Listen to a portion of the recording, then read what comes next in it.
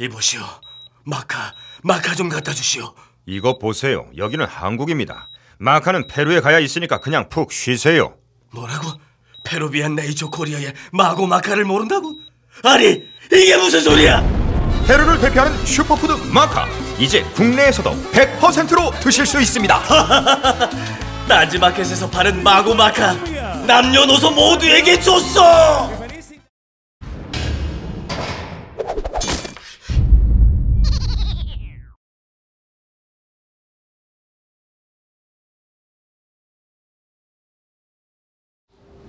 각하 배웅 한방송 다스베이다 제 20회 시작하겠습니다.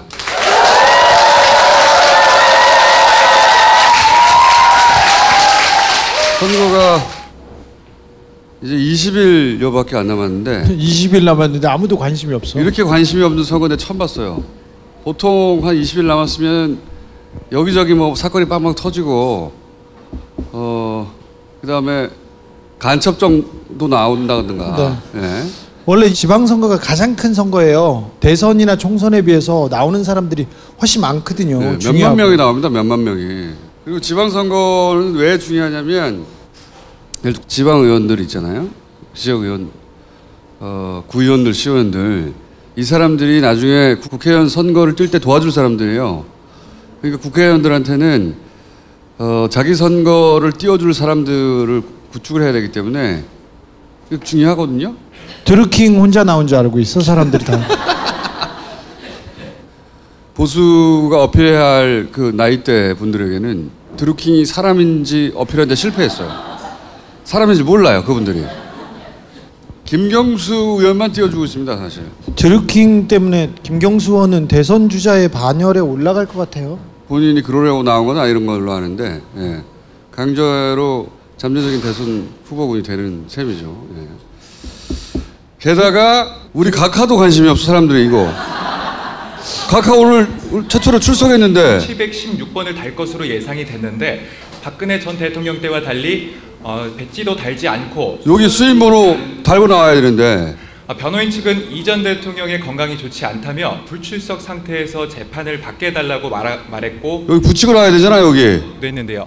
오늘은 간접적으로나마 이거 그 언론 보도에 따르면 알 수 없는 이유에 의하여 양면 테이프가 떨어졌다고 개구라를 치고 있어요. 무슨 알 수 없는 이유냐? 테이프가 원래 테이프는 지가 붙었는지 떨어진지 이유를 알 수 없어 스스로는. 뗐지? 응? 우리 각하가. 네. 716번입니다. 무직 이명박. 네. 오늘이 5월 23일입니다. 9년 전 오늘이 노 대통령이 서거하신 날인데 작년 오늘이 박근혜가 재판을 시작한 날이었고요. 오늘이 2018년 5월 23일이 공교롭게 이명박이 재판을 시작합니다. 이거는 누가 잡은 게 아니었고요. 원래는 준비기일이 조금 더 있어야 되는데 이명박 측에서 모든 증거를 동의하는 바람에 갑자기 잡혀서 오늘 시작합니다. 오늘 관심이 없어서 너무 좀 우리가 인강보지 씨발. 응? 너무 일부러 이렇게 잡기도 어려운 거예요. 오늘 제가 법정에 가봤는데 그래도 여러 명 와서 줄은 서 있더라고요. 근데 이 박근혜 대통령 재판 때마다는 사람들이 줄을 많이 서고요. 그 앞에 태극기하고 성조기를 막 계속 이렇게 팔 빠지도록 이렇게 휘두르는 사람들이 있어요. 그리고 박근혜 대통령 재판 때 주변에 가보면 굉장히 적개심 어리게 이렇게 쳐다보는데 오늘은 줄 서 있는 사람들이 사인해 주세요 이런 거 있잖아요. 막 좋아하는 거야. 잘 보고 있어요 막 그러면서 이상하네 막. 아니 박근혜는 태극기 흔들지만 우리 각하는 달러를 흔들어야 되는데 이거 원래 방청객 몰릴 줄 알고 추첨했잖아. 추첨했는데 안 찼어. 그래서 그냥 아무나 입장하게 줄 세운 거예요. 다 차긴 찼어? 저는 그냥 들어가는 모습만 봤어요. 나 안타까웠어요. 좀 그래도 지켜봐주고 싶었는데 그렇습니다. 오늘 저기 대통령 이명박 대통령이 자기 얘기를 조금 했어요. 이건 옛날 거고 네. 11년 전 거고 오늘도 똑같은 얘기했어. 전 재산 헌납한다고. 전 재산 헌납한다고? 네. 헌납했는데 또 해? 어딘가 있다는 거 아니야. 어디가 있는지는 곧 저희가 네가 찾아줄 줄 알고 지금 그러는 거 아니야? 네네네. 기대감에. 거의 다 왔습니다. 걱정 마십시오. 주진우가 찾아주면 그 재산을 헌납하겠다는 거 아니야? 네. 기대감이 커 지금 각하가. 응? 얼마나 찾았어? 뭐 몇 개 찾았어요. 네. 몇 개 찾았어요. 그게 이제 헌납하면 우리가 좀 쓸만해? 액수가? 그러면 쏠쏠합니다. 지난 10억, 20억 단위야? 아니면 100억, 200억 단위가 아유 1, 20억 그렇게 다루는 분이 아니시잖아요. 그러니까 그 사이에 제가 미국 갔다 왔고요. 그 다음에 베트남도 갔다 왔고 중국 갔다 오고 일본 갔다가 어제 왔어요. 네. 근데 뭐 거의 왔습니다. 아니 왜 여행을 많이 했다는데 박수 치고 그래. 다 각하 덕분이었어요. 네. 그래서 뭐 거의 다가갔어 이제? 네, 뭐 다 잘 되고 있습니다. 끈질긴 추적전. 아니 내가 스트레이트 말했더니 꺼지는 거야. 편집에 스트레이트. 곧 공개하겠습니다. 이게 상황을 봐서 그래서 조금 상황을 보고 있어요. 재판 과정도 보고 각하는 이제 북미 정상회담 끝나고 그렇죠. 월드컵도 끝나고 네. 올해 6월부터 월드컵이 있어요. 모르셨죠? 월드컵이 있어요. 네. 지방선거도 관심 없지. 월드컵도 북미 정상회담만 관심 있어 지금 사람들이. 트럼프 막 응원하고 있어요. 막 트럼프 이렇게. 트럼프 엄청 호감됐어 이제. 네. 응? 은퇴하고 미국에서 살기 힘들면 한국 와도 돼. 응? 살게 해주자고. 응? 동상 세워준다 내가 씨발. 응? 잘만 하면. 저는 트럼프를 가장 지지하고 있습니다 지금. 가장 지지하는 정치인 1번 트럼프입니다. 앞으로 향후 2년 동안 그 한반도 상황을 어떻게 이야기하느냐로 세력이 갈릴 거예요. 지금처럼 자유한국당이나 민주당이나 진보나 보수가 아니라 그걸 어떻게 바라보고 얘기하느냐에 따라 사람들이 나누어 바라볼 것이다. 그렇게 바뀔 거라고 봅니다 저는 앞으로. 지금 뭐 이명박 대통령이 16개 혐의에 111억 저기 뇌물, 그 다음에 349억 횡령, 이 정도로 이명박을 규정하기는 부족하잖아요. 그 액수로. 대통령이 된 이후에 단위가 달라져 단위가. 근데 오늘 뭐 무슨 얘기를 써왔어요. 자기는 충격적이고 모욕적이다. 뭐 첫 번째 얘기는 권력이 기업에 돈을 요구하고 이에 응하지 않으면 세무조사 등으로 보복하는 일은 다시 일어나서는 안 되겠다고 생각하고 자기가 가슴에 품고 이걸 마음에 품고 정치를 시작했대. 돈을 요구하고 이에 응하지 않으면 세무조사 뭐 보복하기 전에 돈을 다 뺏었어. 그거밖에 내용이 없어 근데? 오늘 비통한 심정으로 이 자리에 섰습니다. 국민들이 더 비통하죠. 검찰이 무리한 기소를 했습니다. 검찰은 최소한의 기소만 했어요. 그리고는 이런 얘기했죠. 재판부가 무리한 증거의 신빙성을 검토해 줄 것이라고 믿고 있습니다. 재판부가 현명한 판단을 할 것을 믿고 있습니다. 그리고 재판 과정에 추가적인 내용이 나와서 추가 기소로 죄가 훨씬 커질 것을 믿고 있습니다. 그 다음에 이분이 제 상식으로는 도저히 이해할 수 없는 게 다스다. 제 상식으로도 도저히 이해할 수가 없어요. 다스는 형님 회사다 이렇게 얘기했는데 다스 사장도, 다스 부사장도, 다스 상무도, 이상은 아저씨도, 그리고 그 형님의 아들도 다스는 이명박 거라고 얘기했는데 자기는 형님 회사라고 혼자서 얘기해서 도저히 이해할 수 없는 것을 자기는 얘기하고 있어요. 지금 계속해서 빨리 재판을 치르고 빨리 대법까지 받고 사면받겠다. 이게 그렇지. 작전이죠. 전략이 그거예요. 그리고 원래 기일에 증거 가지고 다투거든요. 이건 우리가 못 받아들이겠다라든가 자기한테 불리한 진술이라든가 이런 게 있을 수 있잖아요. 이 증거가 확실하더라도 나한테 불리하다 그러면 다 못 받는다고 다시 따져보자고 얘기하는 게 재판의 기본입니다. 그러면은 그 판사가 진술을 한 사람을 부른다든가 그래서 이쪽에서는 그럼 반대 신문을 한단 말이죠. 그때 돈 받았다고 하는데 나를 봤냐? 응? 라든가 이렇게 반대 신문을 해서 상대방의 신빙성을 깨트리려고 그런 과정을 꼭 넣어요. 재판에 당연히 그걸 안 했어요. 이번에 그걸 안 하니까 시간이 굉장히 빨리 재판이 진행이 되죠. 엄청나게 빨리 진행되죠. 법정에 증인들이 안 나온다는 얘기입니다. 그러면 많은 경우에 그렇게 해서 빨리 끝내려고 하는 것 같아. 네. 지금 지금 자기가 저지른 범죄 혐의는 진짜 많은데 아주 작은 걸로 지금 다투고 있지 않습니까? 그래서 이걸로만 자기는 재판 받아도 괜찮다 이렇게 생각해요. 돈도 안 뺏기고. 그러니까 이것만 빨리 받고 나가겠다 이 생각을 하고 있는데. 그래서 빨리 받고 형 확정되고 사면 복권 되겠다는 거야. 하지만 그게 전략인 걸로 보입니다. 지금 하는 짓을 보니까. 각하가 감옥에 갔지만 우리는 각하를 보내지 않았습니다. 우리 이재용 부회장 건은 어떻게 되고 있어요? 우리 이재용 각하 건은 더 잘 돼 있어요. 제가 지난주에 라스베가스 가서 이재용 각하 얘기를 다 보고 왔어요. 제가 이재용이라면요 저한테 1,000억 주고 그냥 끝내자고 할 것 같아요. 야, 나도 안다고 좀 얘기해줘. 내 입도 닫아야 된다고. 가장 좋은 때를 봐서 여러 내용들을 공개하겠습니다. 그 전까지 우리가 길 가다가 혼자 넘어져도 그건 다 삼성이 한 거야. 저는 가보겠습니다. 오늘 노무현 대통령 기일인데 이명박 때 민간인 사찰이 있었어요. 민간인 사찰이 나왔을 때 그때 어떻게 했냐면은 검찰 조사도 막았고 특검은 말할 것도 없이 막았고 국정조사도 다 막았어요. 그 다음에 박근혜 정권 때도 국정원 댓글 사건이 있었지 않습니까? 그걸로 수사하니까 검찰을 못하게 하고 검찰총장 날리고 특검도 못하게 하고 국회에서도 못하게 했어요. 그런데 비교할 수도 없는 드루킹 사건이 나왔는데 진짜 비교할 수도 없어요. 말도 안 돼. 이거 실컷 드루킹은 보면 뭐 실력도 안 되고 뭐도 안 되는 사람이야. 브로커. 그런데 이 사람에 대한 것은 특검도 받아주고 이렇게 하고 기사 있어요. 쓰는 거 보면 맨날 아직도 조중동에서 이 시대가 바뀌었는데 그나마 그 기득권들이라는 그 구악들이 언론이 그렇게 마구 못하는 이유가 깨어있는 여러분들 때문에. 이건 말도 안 된다는 걸 알고 있지 않습니까? 그래서 그나마 이렇게 역사가 도도히 이렇게 흘러간다고 봅니다. 격려하는 거예요 지금? 가볼게요.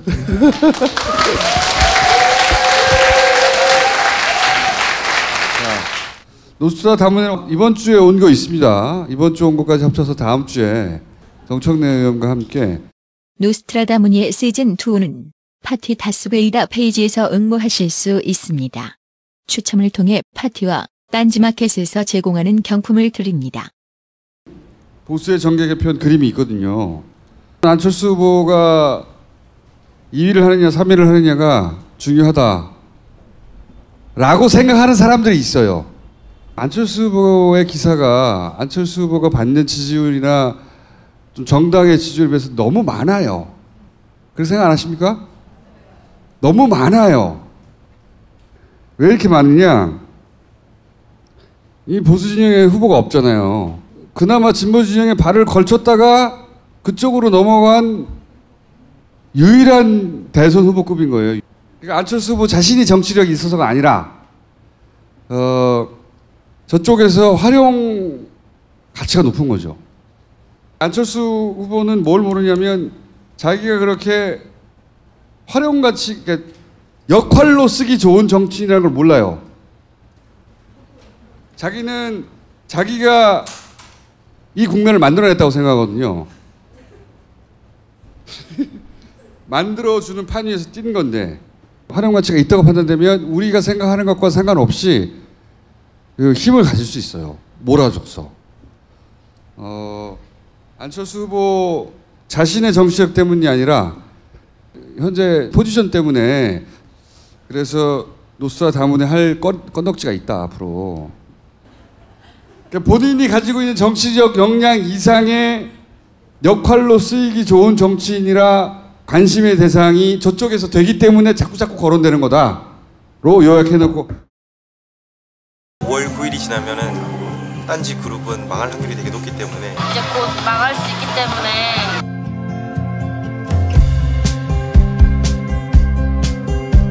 1조 원을 팔아서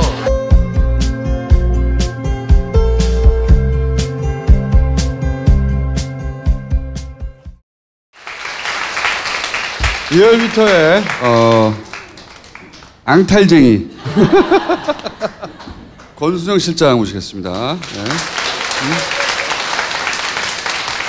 네. 지지난주 방송하고 굉장히 사람들이 권수정 실장을 새로 봤다고. 어떻게 조금 전에 할 생각 없어? 개척교회? 그런 의사는 전혀 없고요. 네. 출마하려고 그러는 거 아니야? 아닙니다. 네. 절대 아닙니다. 네. 지금 가장 핫한 곳이 어디라고 생각하세요? 가장 핫한 건 리얼미터지. 솔직히 말하면 지난주까지는 저의 관심을 모은 곳은 경남입니다. 근데 경남은 이제 오늘부로 그 관심 사항이 끝났어요. 그리고 두 번째로 저희가 김경수 예비 후보가 네. 한테 관심을 끊었다고? 아니 그런 건 아니고요. 어? 본인의 라이벌로 성장하는 거야 그럼? 전혀 그런 거 아니고 저희들이 매주 조사를 하거든요. 17개 시대 중에 광역 레벨에서 매주 조사해서 시계를 볼 수 있는 것은 경남밖에 없어요. 내일 MBC 경남, 저는 숫자를 물론 가지고 있고 MBC 경남에 나오는데 그걸 보면은 제가 왜 지금 이제 관심 사항에 멀어졌다는지 아실 수 있을 것입니다. 그리고 두 번째로는 지난주까지 가장 관심 사항은 어디였던 것 같아요? 제주였어요. 제주는 조금 경남과 반대되는 이유로 좀 관심사항에서 이제 멀어졌는데요. 저는 지금 이번 주부터 가장 관심사항이 제 고향인, 전 대구 출신이거든요. 제 고향인 대구입니다. 이 보시면은, 지금 이게 코리아 리서치 결과거든요. 그리고 MBC 어제 발표를 했는데, 둘 차를 한번 보세요. 한 자리 숫자입니다. 그러니까 오차 범위가 이게 800명 조사이기 때문에 3.4% 하면 살짝 벗어나 있어요.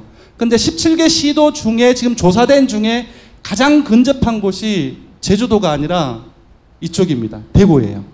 1, 2위가. 제주는 그럼 두 자릿수로 벌어졌어 지금? 두 자릿수는 아니지만 저것보다는 조금 더 차이가 큽니다. 그러니까 원희룡 지사가 앞서 있는 걸로. 보세요. 여기도 대구 정당 지지도를 보면 지난주까지 리얼미터 조사 대구 경북에서 2주 연속 민주당이 앞섰어요. 근데 경북 같은 경우는 경북 북부 지방은 상당히 보수적인 안동, 영주, 문경 이쪽은 전부 다 보수적이기 때문에 TK에서 경북을 제외하면은 저는 우리 조사 결과만으로도 대구는 훨씬 더 높겠다라고 생각을 하고 있었거든요. 이게 코리아 리서치 어제 결과예요. 상당히 벌어져 있죠. 그리고 대구 경북 권력 교체 필요한가도 매우 필요하다가 68.2%이고 그래서 지금 연령별로 보면은 보통 지금 대구 경북을 제외하고서는 50대로 끊어져 있습니다. 그러니까 19대 대선 한 몇 달 전까지만 해도 40대를 기준으로 끊어졌는데 지금 대구 경북을 제외하고는 전부 다 50대로 끊어져 있는데 대구를 한번 보세요. 그러니까 이제 보수적인 곳이다 보니 이제 40대로 끊어져 있어요. 그래서 전반적으로 대구 경북의 권력 고체 필요한가, 대구 정당 지지도 이런 어떤 객관적인 어떤 환경들을 봤을 때 이 수치 자체는 저는 모른다고 생각해요. 솔직히. 모른다는 건 이게 순위가 뒤집어지거나 당락이 뒤바뀔 수도 있다? 바뀔 수도 있다고 생각해요. 만약에 그 민주당 그 중앙에서 선거운동의 스케줄링을 짤 때 사실 수도권 같은 경우는 혼자 다 설 수 있는 사람이에요. 박원순이라든지 이재명 같은 사람들은 혼자 다 설 수 있고 뭐 강원도 이런 같은 경우는 워낙 많이 벌어져 있고 하기 때문에 만약에 TK 지역에 대구를 앵커로 해서 만약 스케줄링을 그쪽으로 짜게 된다면은 사실상 모른다고 생각해요. 물론 조직력은 제가 알기로는 대구 민주당의 조직은 상당히 약해요. 해서 여기서 일종의 바람이랄까 그런 부분들이 전체 민주당 중앙당 차원에서 풀어주는 어떤 행보를 해 나간다고 한다면은 어떻게 될지는 솔직히 저는 모른다고 생각합니다. 추세가 이게 좁혀지는 추세예요, 아니면? 추세는 몰라요. 왜냐하면 대구 경북은 조사를 아무도 안 했어. 저희도 내일 나오는데 이 수치 좀 그렇게 크게 다르지가 않아요. 그래서 일단 모른다라고 생각합니다. 이곳은. 김총수 어떻게 생각하세요? 만약에 모르는 상황까지 점점 접전이 벌어지면 네. 자유한국당이 다 내려가겠죠. 선거운동하러. 네. 저도 그렇게 생각합니다. 왜냐하면 여기를 잃는다는 거는 자유한국당의 네. 존립 근거가 사라지는 거니까. 지금 어제 안 나오던 것이 코리아 리서치 MBC 서울 통해서 다 발표가 됐습니다. 대전, 충청, 세종을 제외하고는 다 나왔어요. 서울 한 번 더 나왔고 경남 나왔는데 대전은 솔직히 잘 모른다라고 전문가들도 일부 얘기했고 그중에 이인재 후보가 나왔던 충남은 모른다라고 얘기를 했거든요. 근데 충남 결과도 나중에 보시면 더블링이 돼 있어요. 그래서 사실상 대전 충청 네 자리도 힘들다라고 판단을 객관적인 부분들을 자유한국당이 받아들이게 된다면 이게 그야말로 그 자유한국당이 얘기하던 낙동강 방어선이라도 지켜야 되겠다. 그 중에서도 대구 경북 라인이라도 지켜야 되겠다. 이렇게 간다고 한다면 조금 어려울 수도 있겠죠. 근데 이 정도 사실 대구에서 민주당이 이 정도 격차한 것은 정말 대단한 거예요. 엄청난 겁니다. 사실상. 네. 아니 근데 엄청난 거라고 할 때 같이 와 해줘야 되는데 응? 뭔가 더 엄청난 거라는 걸 좀 더 드라마틱하게 표현해 줘봐. 드라마틱하게 엄청납니다.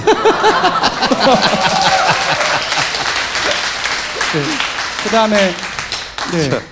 그다음에 네, 그러니까 서울의 관심사는 뭐라고 생각하세요, 여러분들? 2위 싸움입니다, 사실상. 그러니까 지금 2위군하고 1위 박원순 후보하고 상당히 큰 격차를 나타내고 있는데 전국 17개 시대 중에서 가장 큰 격차를 나타내고 있어요. 저는 사실상 서울은 이미 끝났다라고 봐요.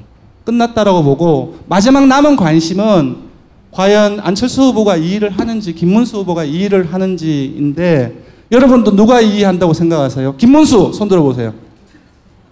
그 다음에 내리시고 안철수. 저도 비슷합니다, 생각이. 왜 그러냐 하면 한번 보세요. 지금 박수까지 칠 건 없잖아. 김문수를 위한 박수인가 이거? 지금 서울은 경남 다음으로 조사가 많은 곳입니다. 경남이 가장 많고 서울이 그 다음인데 지금 조사가 엄청나게 많이 나왔는데 두 개로 분류를 할 수 있어요. 하나는 자동응답 조사이고 다른 하나는 전화면접 조사입니다. 자 보세요. 자동응답으로 먼저 봤습니다. 시계열을. 물론 이 중에는 이렇게 하면 나지 이 중에는 뭐 타임 리서치 뭐 상당히 많이 나와 있어요. 보세요. 저게 제일 왼쪽에서 보면은 남북 정상회담이 중간에 끼어 있습니다. 저기에. 저걸 기점으로 해서 김문수 후보가 앞서 나가고 있어요. 그 격차는 벌어지고 있습니다.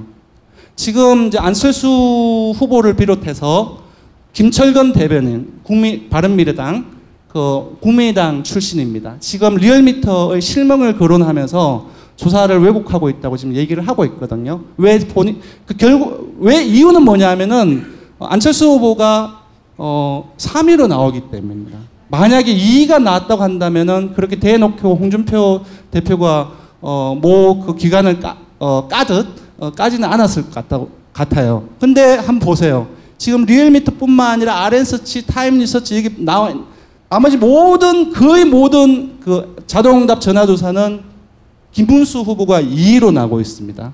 격차는 조금 더 벌어지고 있는 추세죠. 자동응답에서 소위 샤이 보스가 더 적극적으로 눌렀다? 그렇죠. 근데 항상 제가 말씀드리는데 전화면접 같은 경우 조사원이 직접 서로 얘기를 하거든요. 그러니까 그러니까 숨기고 싶은 것은 전화면접 같은 경우는 솔직히 정폭됩니다. 앞에 사람이 있기 때문에. 근데 자동응답 같은 경우는 기계화된 표준음을 듣고 본인 스스로 혼자서 응답을 하는 거잖아요. 그 이제 사실상의 무기명 투표 방식입니다. 그렇기 때문에 샤의 표심이 일반적으로 더 잘 드러난다라고 얘기를 합니다. 그래서 밑에 한번 보세요. 조사원 면접 같은 경우는 아직까지도 안철수 후보가 2위인데 되게 재밌는 것은 그 격차는 줄어들고 있습니다. 다른 것도 마찬가지예요. 제가 이제 쉽게 보이기 위해서 두 개만 했는데 다른 최근에 그 조사되고 있는 그 전화면접 조사에서도 그 격차는 줄어들고 있습니다. 왜냐? 아까 설명됐죠?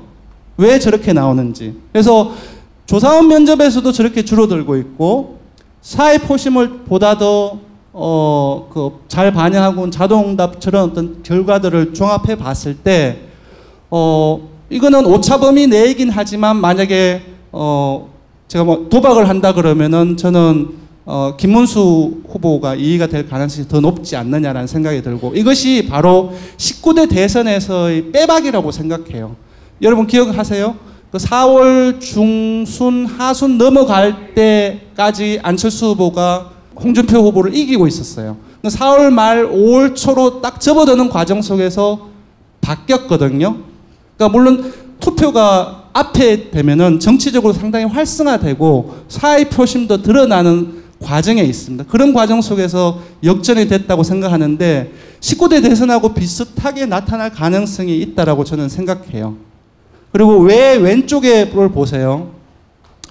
이거는 되게 재밌는 얘기인데 요즘 정치와 여론조사는 어떻다고 생각해요? 홍준표 대표나 안철수 후보를 생각하면은 여론조사 막 까죠. 홍준표 대표는 한 몇 달 전부터 그 한국갤럽을 까고 있었고, 그리고 최근에는 안철수 후보가 리얼미터를 까고 있습니다. 왜 까냐? 왜 까겠어요? 결과가 그렇기 때문입니다. 그러니까 기본적으로 숫자는 대세론을 형성할 수 있고, 대세론을 한번 타면은 아무리 언더독 업을 해도 힘들어요. 그렇게 해서 차단하기 위해서 그 여론조사기관을 까고, 그 까는 데 있어서의 기본적인 핵심은 바로 신뢰성을 무너뜨리는 겁니다. 지지자들이 투표장에 안 나올까 보는 거죠. 이미 다 게임 끝났다고 생각해서 투표장에 안 나올까 봐 이 숫자를 믿지 말라고 말하는 거예요. 맞습니다. 굉장히 지금 불안한 거죠. 상당히 불안합니다. 숫자보다도 더 안 나올까 봐. 지지자들이 안 나올까 봐. 자, 보십시오. 오른쪽 두 개는 C 조사 기관이 했는데, 사실상 이 두 조사를 제외하고는 거의 99% ARS를 진행했던 조사업체입니다. 이 조사업체는. 근데 최근에 불과 며칠 사이에 전화면접 조사는 1000명 조사를 하면 보통 1000만 원이 넘어요. 자동응답 조사는 한 300~400만 원 나오고요.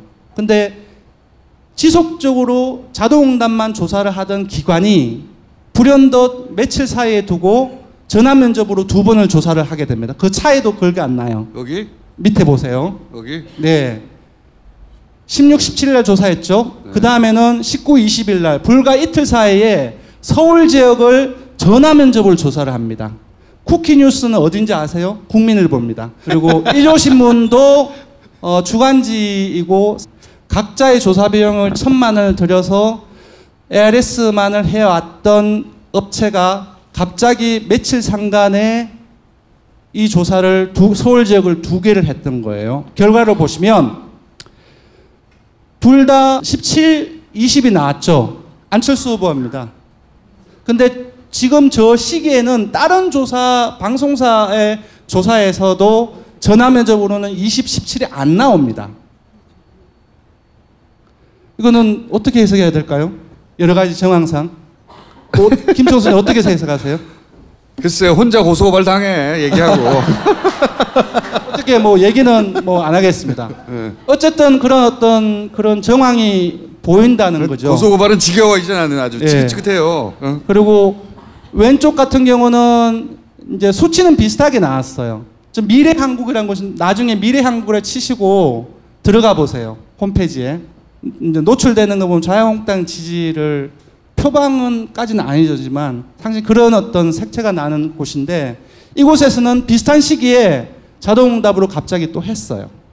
그러니까 뭐냐면은 여론조사 결과를 가지고서 다른 조사 기관들이 독립적으로 한 것은 신뢰성을 응답률이다, 그리고 조사 방법에 있어서 LS에 싼 걸로 막 했다라고 얘기하면서 신뢰성을 타격을 주면서 여러 가지 어떤 방식을 써서 뭐랄까 어떤 분위기를 전환시키는 그런 모습들이 많이 잡힌다는 거예요. 자, 여기서는 무선을 14%만 잡았고 여기는 무선을 28%만 맞습니다. 잡았고, 그렇게 유선이 많다는 얘기죠. 보통 지금 이 조사 업체에서 보면 최소한 한 50% 정도까지는 해왔어요. 평균적으로. 갑자기 무선을 14% 또 저거는 무슨 RDD는 가상 번호가 아니라 그냥 일반적으로 그냥 서울 지역에 그냥 대놓고 이제 무선을 전화를 한 거예요.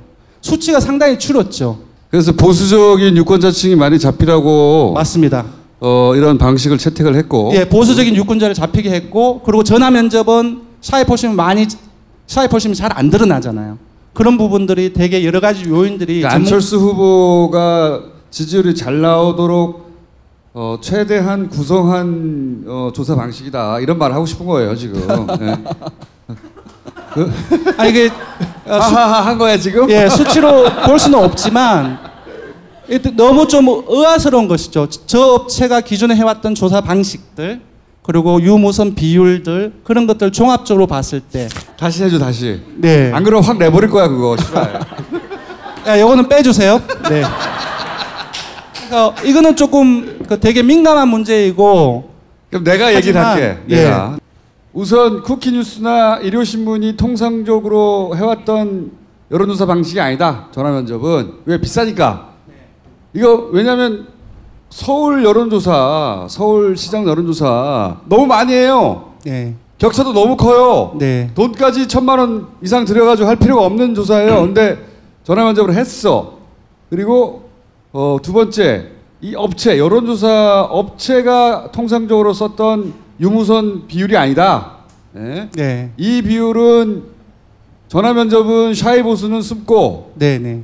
그 다음에 유선을 많이 한다는 건 상대적으로 보수적인 사람이 많이 잡히고. 맞습니다. 그래서 안철수 후보에게 상대적으로 유리할 수 있는 조사 방식이다. 그렇습니다. 그랬더니 네. 결과 역시 안철수 후보에게 유리하게 나왔다. 네. 조 시점에서 나오는 다른 업체들의 조사 결과는 안철수 후보가 전화 면접이라 할지라도 17%, 20%가 안 나와요. 이게 이제 소위 다른 곳에서 했던 갤럽이나 한국리서치가 했던 네. 전화 면접에서의 조사 수치죠 최근에. 네네. 요런 수치인데 여기는 격차가 훨씬 크게 나왔다. 네네, 예, 그렇습니다. 2배 가까이 나온 거죠. 네네. 네. 그래서 안철수 후보의 우호적인 누군가가 조사 일을 한 게 아닐까 하는 막연한 의심을 가지고 있는 거 아니에요. 그런 의심 하지 마.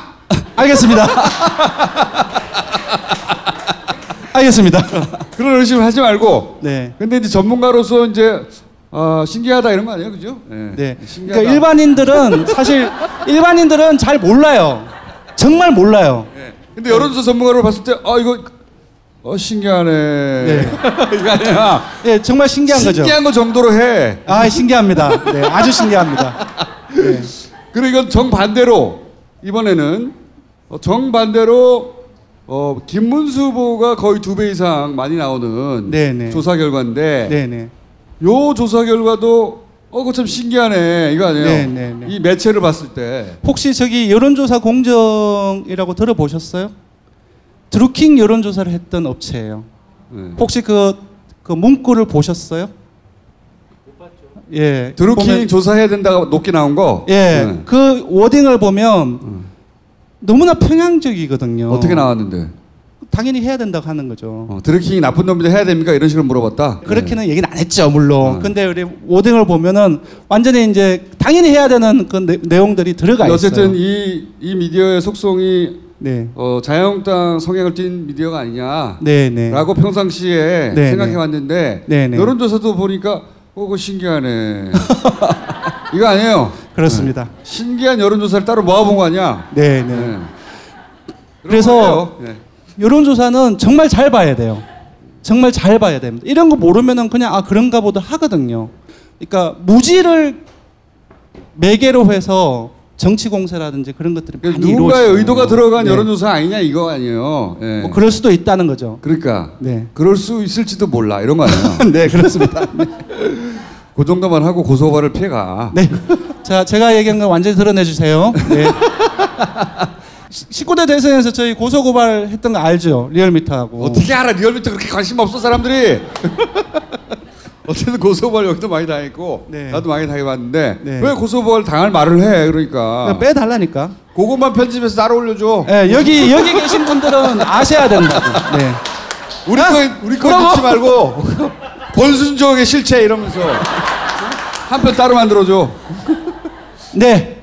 경남 좁혀질까 벌어질까. 지금은 이거 지난주 거까지잖아. 예, 오늘 나왔는데 내일 보도여서 저희가 저기 얹지를 못했습니다. 그래서 보면은 그러니까 그건 숫자는 말 안 해도 되는데 이게 벌어져요, 좁혀져요. 요게 왜냐하면 굳이 이게 왜 얘기해야 돼? 중요하냐면 예. 그 김경수 후보의 통상적으로 악재라고 생각하는 걸 다 쏟아부었거든 지금. 다 쏟아부어. 옥중 편지 나왔죠. 송인배 나왔죠. 네. 지금 다 쏟아붓고 있어요 지금. 네. 네. 다 쏟아부었는데 그것이 어떻게 반영이 되는가. 네, 그게 다 쏟아부은 것이 반영된 결과가 내일 나오거든요. 네. 그래서 일단은 되게 중요하다. 지금 만약에 저 평행성이 한 번 더 가면 3주 연속이에요. 앞으로 요번 주말 끝나면 겨우 2주 남아요.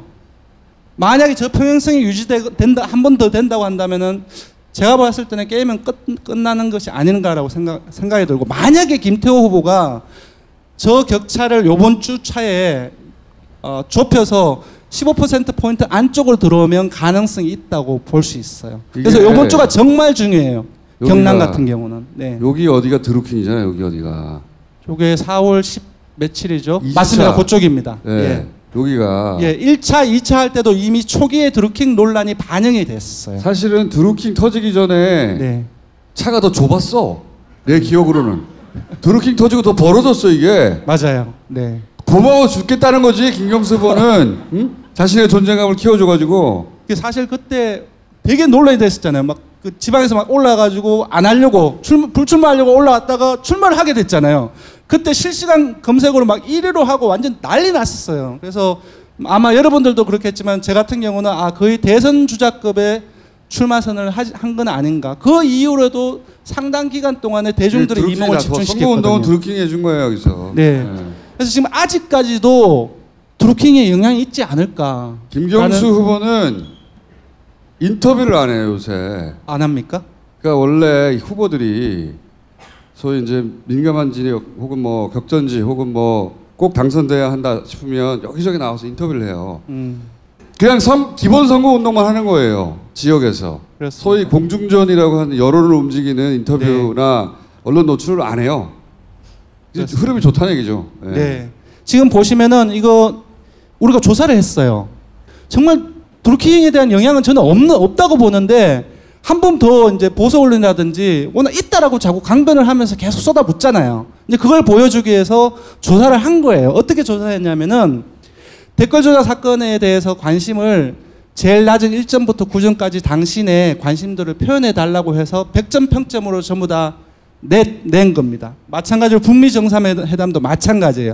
보세요. 100점 평점 내면 49.4점밖에 안 돼요.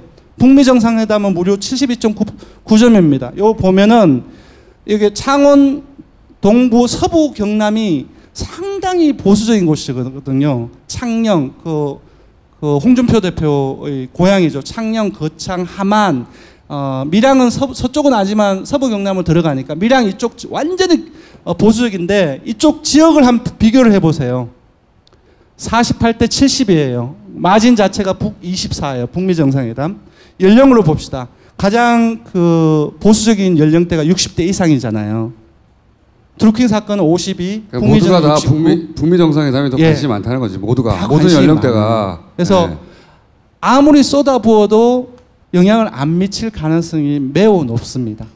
내일 조사 결과를 보시면 됩니다. 문제가 이게 이제 예를 들어서 드루킹 댓글 조작 사건에 경남 도민들이 관심이 높음 이렇게 네. 표시하는 사람들도 이렇게까지 내가 지지해왔던 자유한국당이 관심을 보이는 사건이라면 뭔가 중요한 사건이겠거니 하고 동조하는 여론이에요 이게. 네, 기본적으로. 맞습니다. 그런 겁니다. 네. 그 사안 자체에 대한 관심이라기보다는 그게 뭔지 몰라요. 네.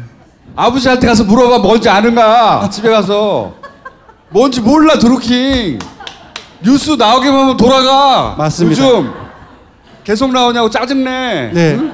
지금 오늘도 이제 오면서 제가 이게 이제 보니까 드루킹 관련해서 또 하나 또 나왔더라고요.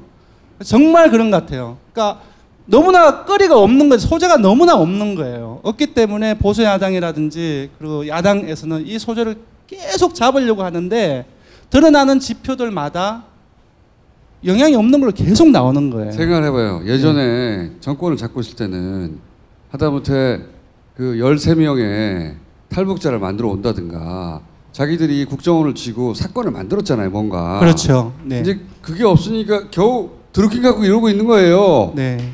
사안의 크기를 생각하면 요만해요. 요만한데 자기들이 이때까지 가지고 있던 스피커의 크기, 조중동이나 그 크기가 크니까 사건이 큰 것처럼 떠들어대는 거예요. 맞습니다. 네. 실체는 요만한데 네.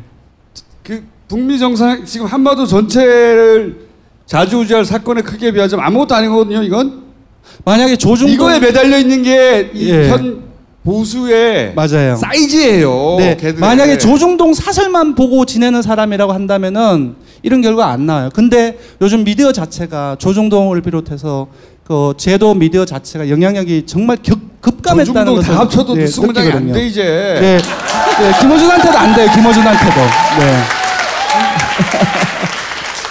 그렇기 때문에 얘네들이 그 예전에 굉장히 무서워했잖아요 우리가. 네. 조중동이 가지고 있는 힘도 무서워했고 걔네의 주장도 말도 안 된다고 생각하면서도 신경이 쓰이는 거예요 자꾸. 그렇죠. 뭐라 그러나 네. 신경 쓰고 또 판을 뒤엎을까봐 네. 흔들까봐 사기를 칠까봐 사람들을 네. 몰아갈까봐.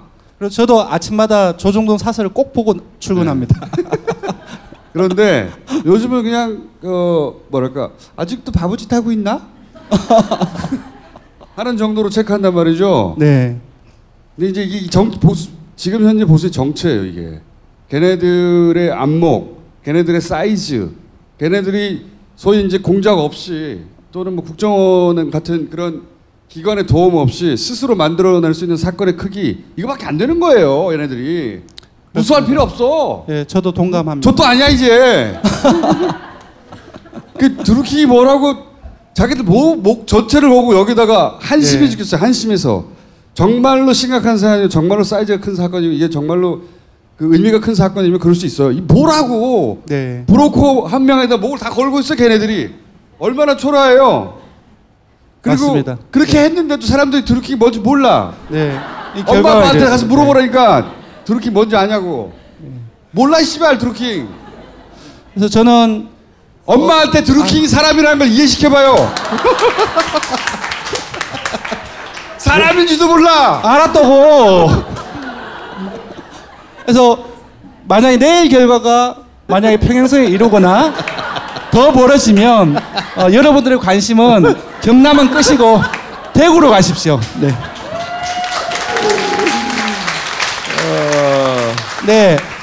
제주는 가장 아래가 가장 최근입니다. 코리아 리서치가 제주온뷰시랑 했던 것이고요. 가장 최근. 5월 20일 날 한 겁니다.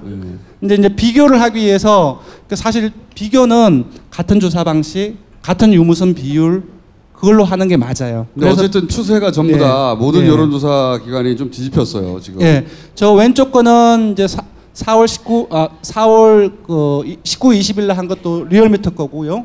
예, 오른쪽도 리얼미터 거인데 5월 15, 16일에서는 저렇게 한 1.5% 포인트로 원희룡 그 현 지사가 앞섰어요. 근데 그것이 20일이라든지 다른 조사에도 동일하게 나타납니다. 예. 다른 지역과 완전히 다르죠. 왜냐하면 남북 정상회담 직후에 제주를 제외하고는 나머지가 전부 다 평균 한 1, 2의 격차가 10%포인트 정도로 벌어졌거든요. 근데 제주만 거꾸로 가고 있어요. 이거는 원인은 뭐 저보다 여러분들이 더 잘 아실 것 같은데 원인은 뭐죠? 저는 세 가지 정도 봅니다. 하나는 민주당의 경선이 이걸 아셔야 돼요. 다른 경기도처럼 큰 지역은 예를 들어서 경기 그 지역 내에서 경선이 치열했다 하더라도 이렇게 진 사람 쪽 있잖아. 진 사람 쪽이 안 도와줘도 티가 안 납니다. 워낙 동네가 크고 티가 안 나는데 제주도처럼 작은 데는 말이죠. 경선에서 진 쪽에서 안 도와주잖아요. 티가 나요. 거기는 섬 안에 그 식구도 적지만 서로 한 다리 건너면 알거든요. 맞습니다. 그런 얘기를 많이 하시더라고요. 네, 안 도와주면 티가 난다 하나 있고요. 네. 네. 또 하나는 원희룡 지사가 무소속을 선택한 게 신의 한 수죠. 네. 왜냐하면 무소속을 선택한 다음에 가끔 인터뷰에서 민주당에 입당할 수도 있다는 식의 이야기도 해요. 네. 원희룡 지사가. 맞습니다. 실제 입당할 의사가 있냐 없냐와 무관하게 그것이 뭐 그 선거 전략이든 실제로는 전혀 생각이 없는데 전략적으로 그렇게 말하는 거든. 왜냐하면 민주당을 싸고 있는 주변부에 약하게 결집해 있던 사람들이 그런 메시지를 들으면은 그쵸. 혹하거든요. 꼭 민주당에 이탈 들어가서가 전략이. 아니라 네. 나한테 그 명분이 되는 거지. 내가 민주당을 지지하긴 하지만 저 사람도 네. 들어올지 모르잖아라고 그렇죠. 하는. 네네. 세 번째는 여기는 이거예요. 누가 차기 제주도의 아들인가 그 싸움인데 지금 문대리 후보가 내가 차기 제주도의 아들임을 잘 어필하지 못하고 있다는 얘기도 되는 거죠. 네. 여전히 사실 4년 정도 했는데 원희룡 요거 한번 시켜주고 나면 그 다음에 차기 대권주자 되는 거 아니냐 생각하고 시켜주는 거거든요. 네네. 제주도 이런 강원이나 제주 이런 데 정서는 그런 거예요. 근데 한 번 더 기회를 줘야 되는 거 아니야? 제주의 아들로? 네. 차기 대권으로? 뭐 네. 이런 정도의 복합적인 요인인 거죠. 그렇습니까? 네. 네. 또 있어요, 여론조사 전문가가 보기에? 아니 뭐 내용적인 부분들 다 얘기하고 일단은 육지하고 다른 어떤 제주도의 어떤 관계. 내가 다 얘기했잖아. 네. 넘어가죠? 네. 어쨌든 네. 지금 추세하면 질수 문대리 후보가 질 가능성이 높죠. 지금 추세면. 예, 저도 다음 주에 한번 그렇게 봅니다. 물어보려고요. 재밌겠네. 한번 요인이 초대 저 패널로 참석해도 되나요? 출마하려고 그러는 거야. 자, 다음. 네, 마지막. 잘 안 보이시죠? 총 정리했습니다. 최신 자료로 업데이트를 한 겁니다. 자, 보세요. 이제 마진을 보세요. 1, 2 격차, 수도권 3개 보세요. 30%가 넘습니다. 예, 엄청나죠. 서울, 인천, 경기 네. 30% 이상. 네. 그리고 강원도 거의 그 수준입니다. 근데 충청이 지난주까지만 해도 전부 다 암흑천지였어요. 조사하는 곳이 없었기 때문에. 근데 어제 코리아 리서치 MBC 서울이 나왔었고, 그리고 오늘부터 시작해서 내일 모레까지 충청권에 대한 조사 결과가 리얼미터 통해서 계속 나올 텐데요. 한번 보십시오. 대전이 20%포인트 중반입니다. 그리고 세종은 볼 곳이 없어요. 세종은 이춘희 시장이 거의 60% 이상이에요. 조사를 안 해봐도 알아요. 그리고 자유한국당의 송아영 후보가 너무나 약해요. 그리고 충남에 관심이 있죠. 비어난데, 즉 코리아 리서치입니다. 충남도 이인재 후보가 출마 선언을 했을 때 충남 한 지역은 이인재가 가져가는 게 아니야 라고 전부 다 혹했거든요. 누가? 보수 언론에서. 나는 전혀 그렇게 생각 안 했는데 처음부터. 네, 저도 전혀 그렇게 생각하지 않았지만 네. 근데 격차가 20%포인트가 넘어요. 근데 우리는 지금 리얼미터 곧 발표인데 이미 조사가 나와 있는데 아직 보도가 안 돼서 지금 비워놨는데 뭐 크게 다르겠습니까? 그리고 충북은 더 이시종 지사가 3선인데 상당히 신망이 높습니다. 이제 그 격차를 봐도 더 많이 벌어졌죠. 그래서 최소한 20%포인트의 1, 2 격차라고 했을 때는 사실 조금 자유한국당이 어렵지 않겠냐라는 생각이 들고요. 이제 PK 보셨죠? 이제 아까 다 봤으니까 부산은 경남보다 훨씬 어려운 곳이에요. 자유한국당 입장에서는 오히려 울산이 예전에는 경남이 훨씬 더 박빙이었는데 지금 경남보다는 울산이 자유한국당 입장에서는 더 희망이 있는 곳입니다.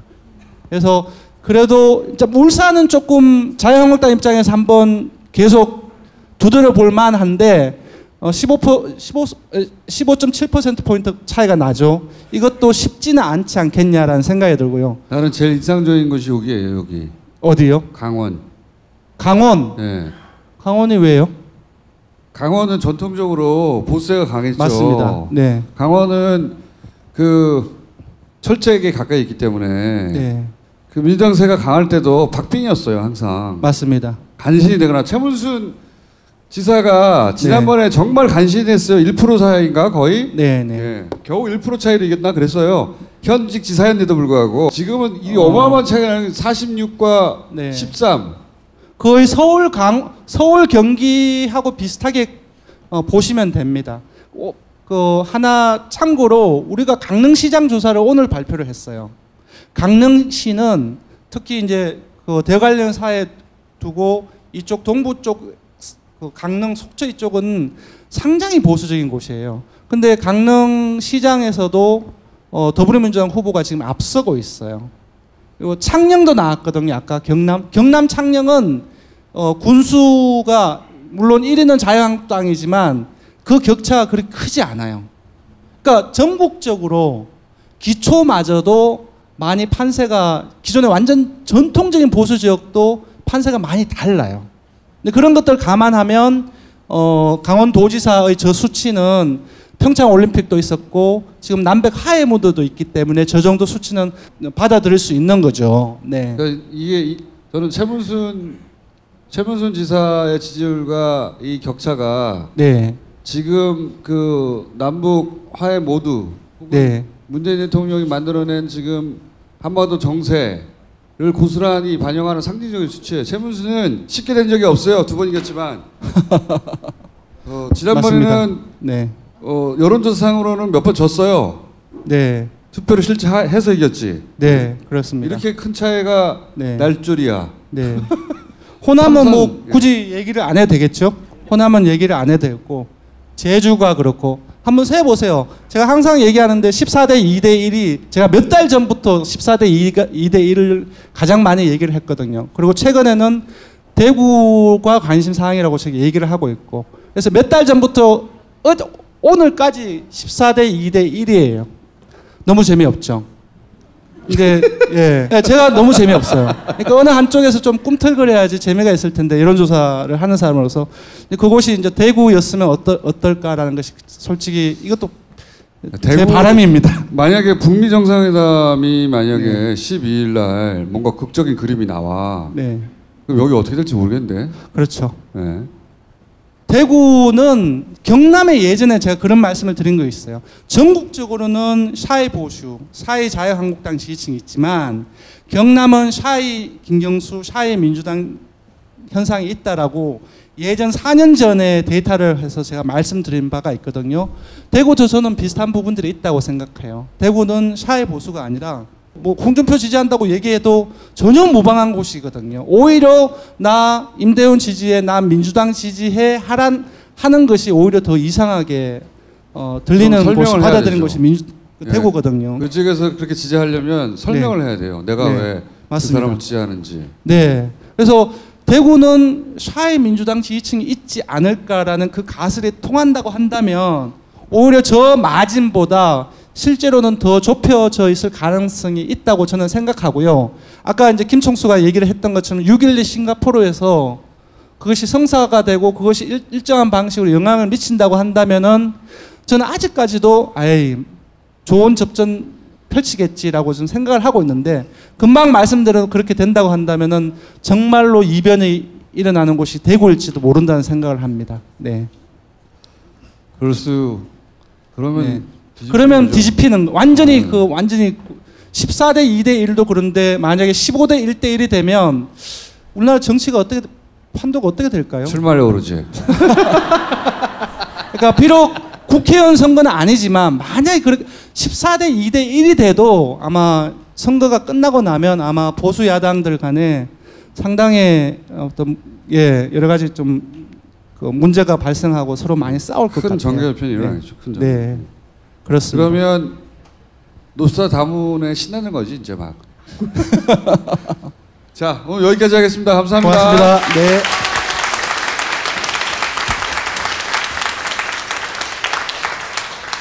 오늘 더 힘드네. 왜 이렇게 힘들죠? 빨리 가. 여보, 비대가 또 안 되네. 또? 얼마 전에도 돈 좀 들었잖아. 애플 비대로 바꿔보세요. 3년 동안 AS가 공짜니까요. 3년? 품질로 승부하는 애플 비대. 딴지마켓에서 판매 중입니다. 잠시만, 무슨 비대라고? 애플 비대. 벙커에 처음으로 탈북한 분을 한번 모시려고 합니다. 예. 데일리 NK라고 북한 전문 매체예요. 원래 이제 북한에 관해서 그렇게 좋은 기사를 쓰는 분은 부정적인 기사를 많이 썼던 것이죠, 사실은. 근데 여기에 탈북을 해서 기자로 계신 분이 있어요. 뉴스공장에서도 2번 정도 나왔는데 강미진 기자님 모시겠습니다.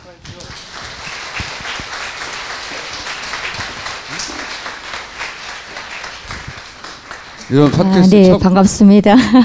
팟캐스트 처음 나와보셨죠?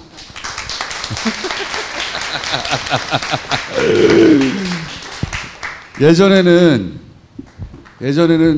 그 저희가 모실 수가 없었어요. 이런 분들을. 왜냐하면 정권 교체되기 전에 내가 탈북한 분들이나 이런 분들을 모셨다. 그러면 그분들도 곤욕이고 저도 이제 간첩단 사건 같은 거 있잖아요. 그런 거 만들기 딱 좋거든요. 예, 그랬을 거예요. 저도 모르셨고, 예. 저 모르셨죠 그 전에? 네, 몰랐습니다. 네. 곤란하네요. 모르셨고, 이런 팟캐스트에 나오신 적도 없죠? 네, 처음이네요. 네. 처음이시죠.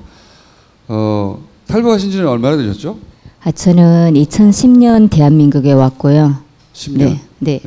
대한민국 정착을 한 지 20일 만에 지금 회사 데일리 NK에 입사해서 지금까지 기자 생활하고 있습니다. 자, 반갑습니다. 네.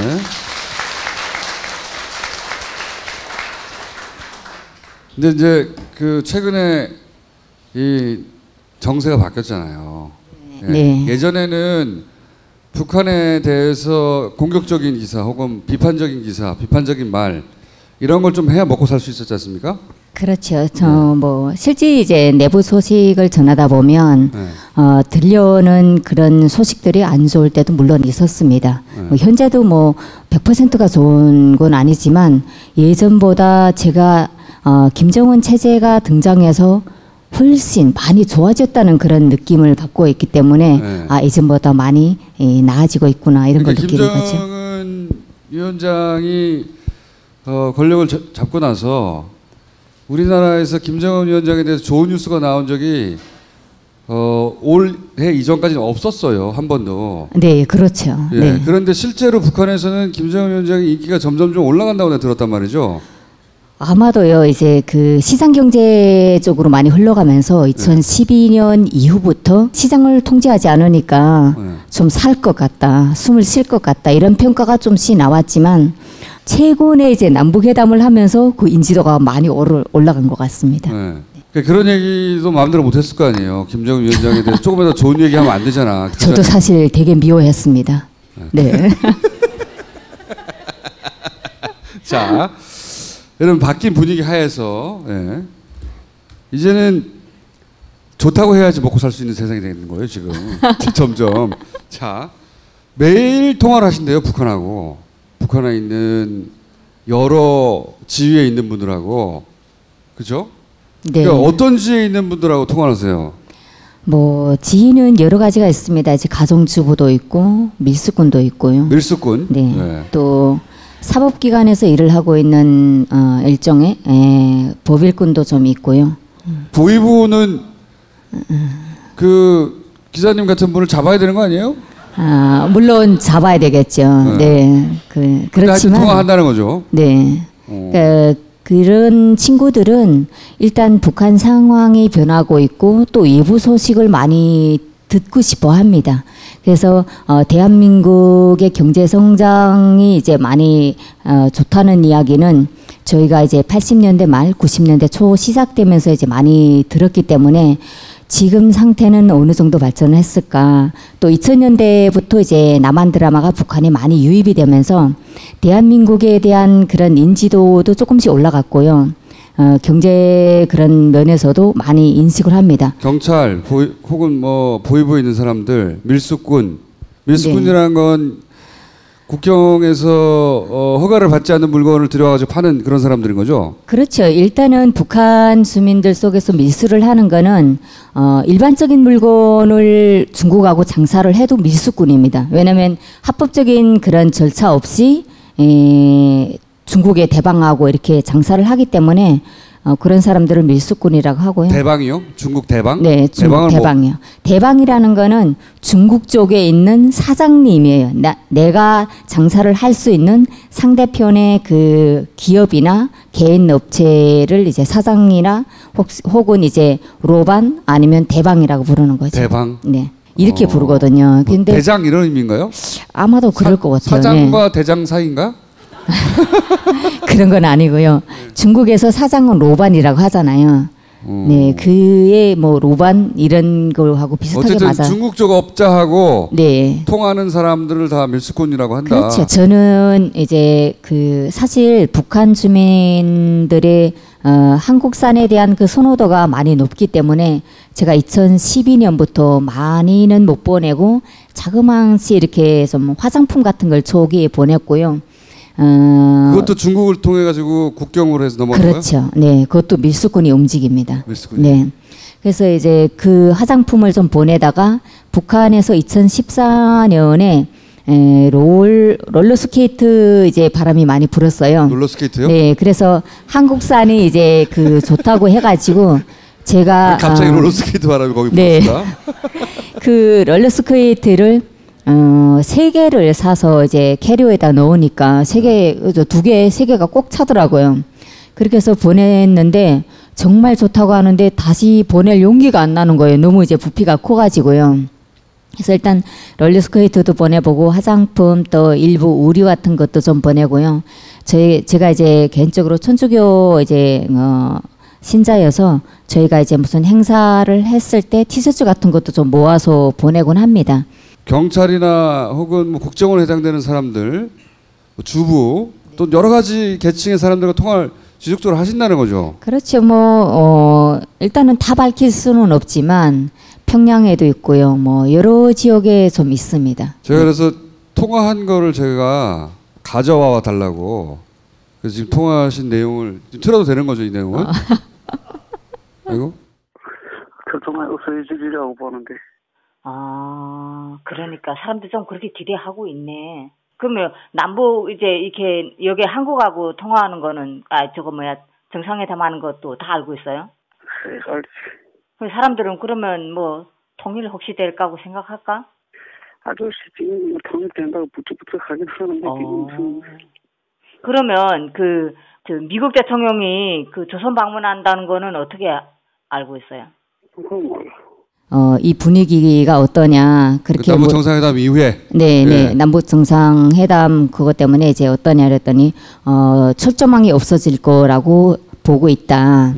그래서 그러면 남북 회담 이거 다 알고 있네. 그러니까 안다고 대답을 했고요.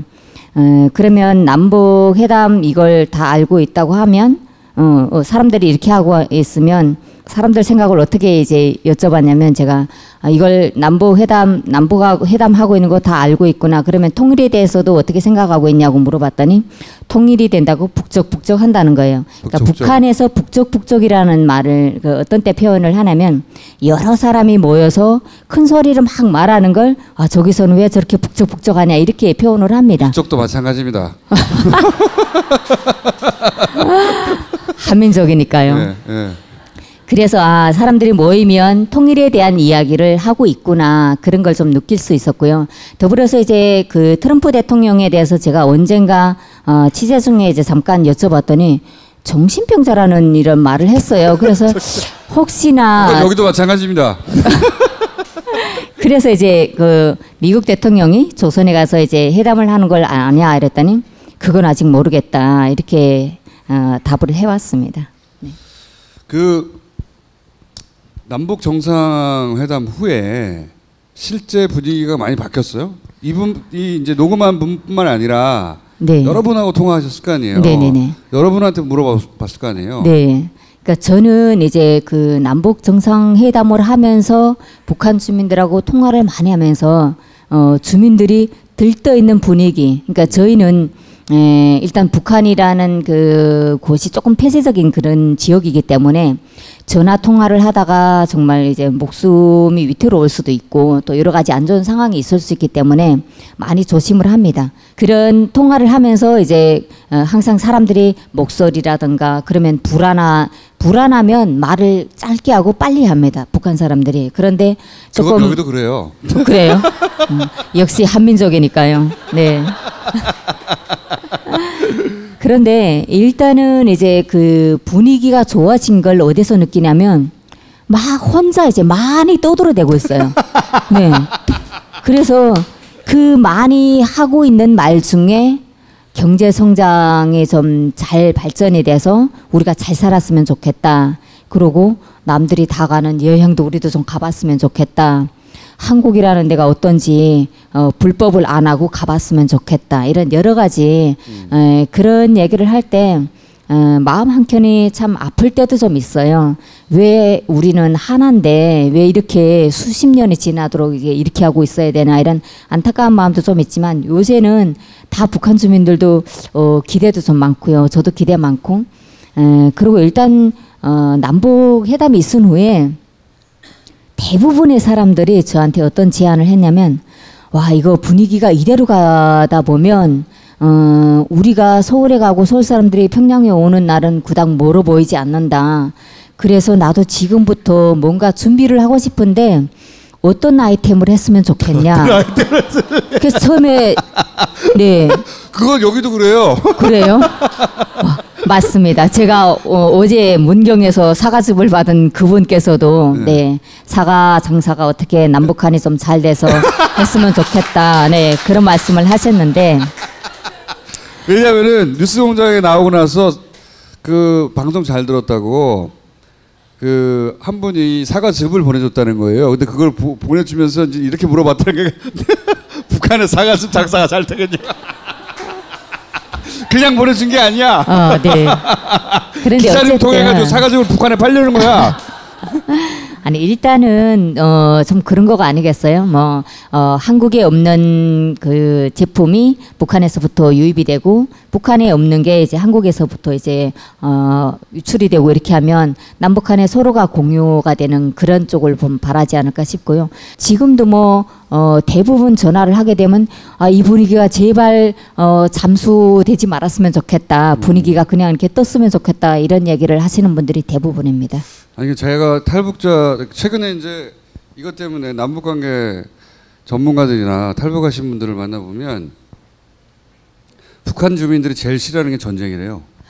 맞습니다. 전쟁을 좋아하는 사람들이 어디 있겠어요? 없겠는데 아무데도 없겠죠. 근데 잘 모르시겠지만 우리가 배우기로는 북한은 전쟁 준비가 되어 있고 전쟁을 불사하지 않을 뿐만 아니라 전쟁을 좋아하는 사람들처럼 배웠거든요.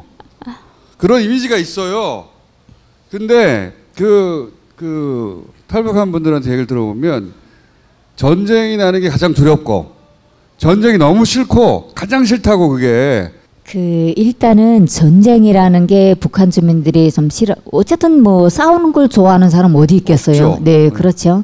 그런데 북한 주민들이 해마다 이 전쟁 준비를 위해서 식량을 3년치 식량을 2호 창고 각 지역에 있는 2호 창고들의 전쟁 예비 물자가 이제 비치되어 있습니다. 그런 어쨌든 대치 상태에 있는 상황이기 때문에 해마다 봄하고 가을에 훈련을 합니다. 그러니까 그런 훈련을 항시적으로 하고 있고요. 그렇기 때문에 아마 지겨워서 그러지 않을까 싶습니다. 해마다 하거든요. 그러니까 네. 그런 취지로 얘기하더라고요. 그러니까 전쟁에 대한 얘기를 너무 많이 듣고 그리고 전쟁과 관련된 훈련을 너무 많이 하고 그게 삶이 정상적인 그런 부분은 정상적이지 않잖아요. 하긴 하지만 이게 없었으면 좋겠다. 평화적이 됐으면 좋겠다는 생각을 우리도 훨씬 더 많이 한다. 그래서 이 분위기, 그러니까 지금 말씀하신 이제 소위 이제 정말 통일이 되나? 철책이 없어지나? 왔다 갔다 할 수 있게 되나? 전쟁 걱정 안 해도 되나? 이거가 더 실감나고 와닿을 수도 있겠다. 북한 사람들한테. 그렇죠. 네, 대부분 주민들이 뭐 어쨌든 얘기하는 가정에 여기는 요새 지금 뭐 이런 뭐 훈련 때문에 조금 그런데 그쪽은 어떠냐. 좀 제발 좀 분위기가 좋았으면 좋겠다. 그런 사람들이 대부분이에요. 그러니까요. 네. 그래서 저는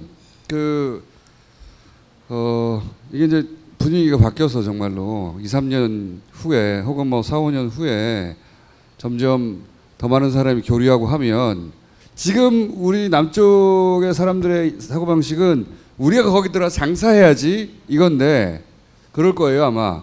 제가 보기엔 거꾸로 거기 있는 분들이 와가지고 장사 네. 아이템 가지고 가지 않겠나. 네. 제가요 조금 좀 건강에 안 좋은 때가 있어가지고 약초를 판매하는 그런 밴드에 가입을 했었는데요. 그런 사람들하고 얘기를 하다 보니까 산에 가서 잔대라는 거 있잖아요. 잔대라는 그 약초인가요? 식물인가요? 그걸 엄청 대물을 건졌다고 이러면서 사진 올렸는데 대물을 왜 이걸 가지고 대물이라고 할까? 이해가 안 갔습니다. 그러니까 저희 같은 경우는 잔대는 쫙 밭처럼 널렸고요. 산더덕 있잖아요. 여기는 재배를 한다고 하더라고요. 그래서 더덕을 어떻게 재배를 하지? 처음에는 이해가 안 가더라고요.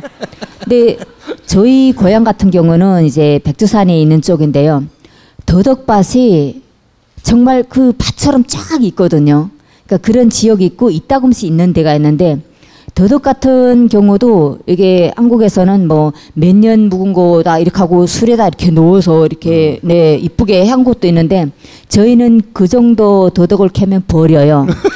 네. 그러니까 왜냐면 북한에서는 그걸 뭐 술에다 넣고 이제 정보 공유가 잘 안 돼 있다 보니까 이게 어떤 뭐 혈육을 발생하고 어떻게 씌워지는지 잘 몰라요. 그냥 맛으로 더덕 향이 좀 나니까 이제 5월, 6월 이제 산에 갔을 때 지나가다 더덕 향기를 한 30m 근방에서부터 더덕 향기가 나거든요. 그러면 가다가 찾으면 그 주변에 더덕들이 쫙 열렸어요. 그럼 줄기가 두꺼운 놈을 이제 골라가지고 이제 파는데요. 파서 이제 그 묵은 뿌리들이 이렇게 나오는 건 다 꺼내서 버리고 밑에 새싹만 먹습니다. 네, 밑에 새싹만 이렇게 먹고요.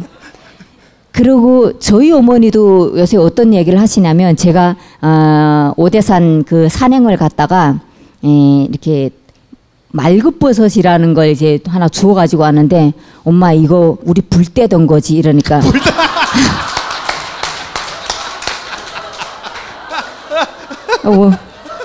네 먹지도 않아요 그런 네. 거. 네. 저희 어머니가 이 잘난 거는 왜 주워왔냐고 그러시는 거예요. 그래서 엄마 이거 모두 지금 이거 사람들이 얻으려고 얼마나 노력을 많이 하는데 이거 자연적으로 난 거라고 산에 가면 있다고 되게 좋아하던데 그러니까 야, 여기는 별걸 다 이제 희귀하다고 한다.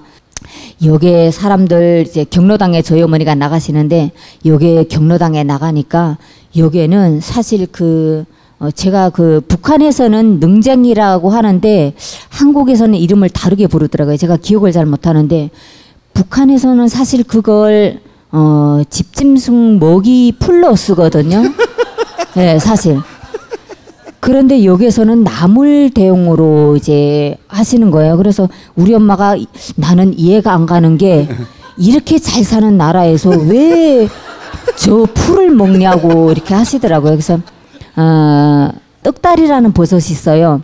그 떡다리라는 버섯은 저희 그 떼기밭 있는 데 가면요. 되게 많아요.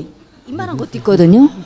정말 그 의자 하나만큼 한 것도 있는데 이렇게 본나무, 자작나무인데 이렇게 붙어서 이제 야생을 하는 그런 건데요. 저희는 그걸 그냥 이제 밭에 가면 통나무 깔고 앉기가 이제 버거우니까 그걸 깔고 앉거든요.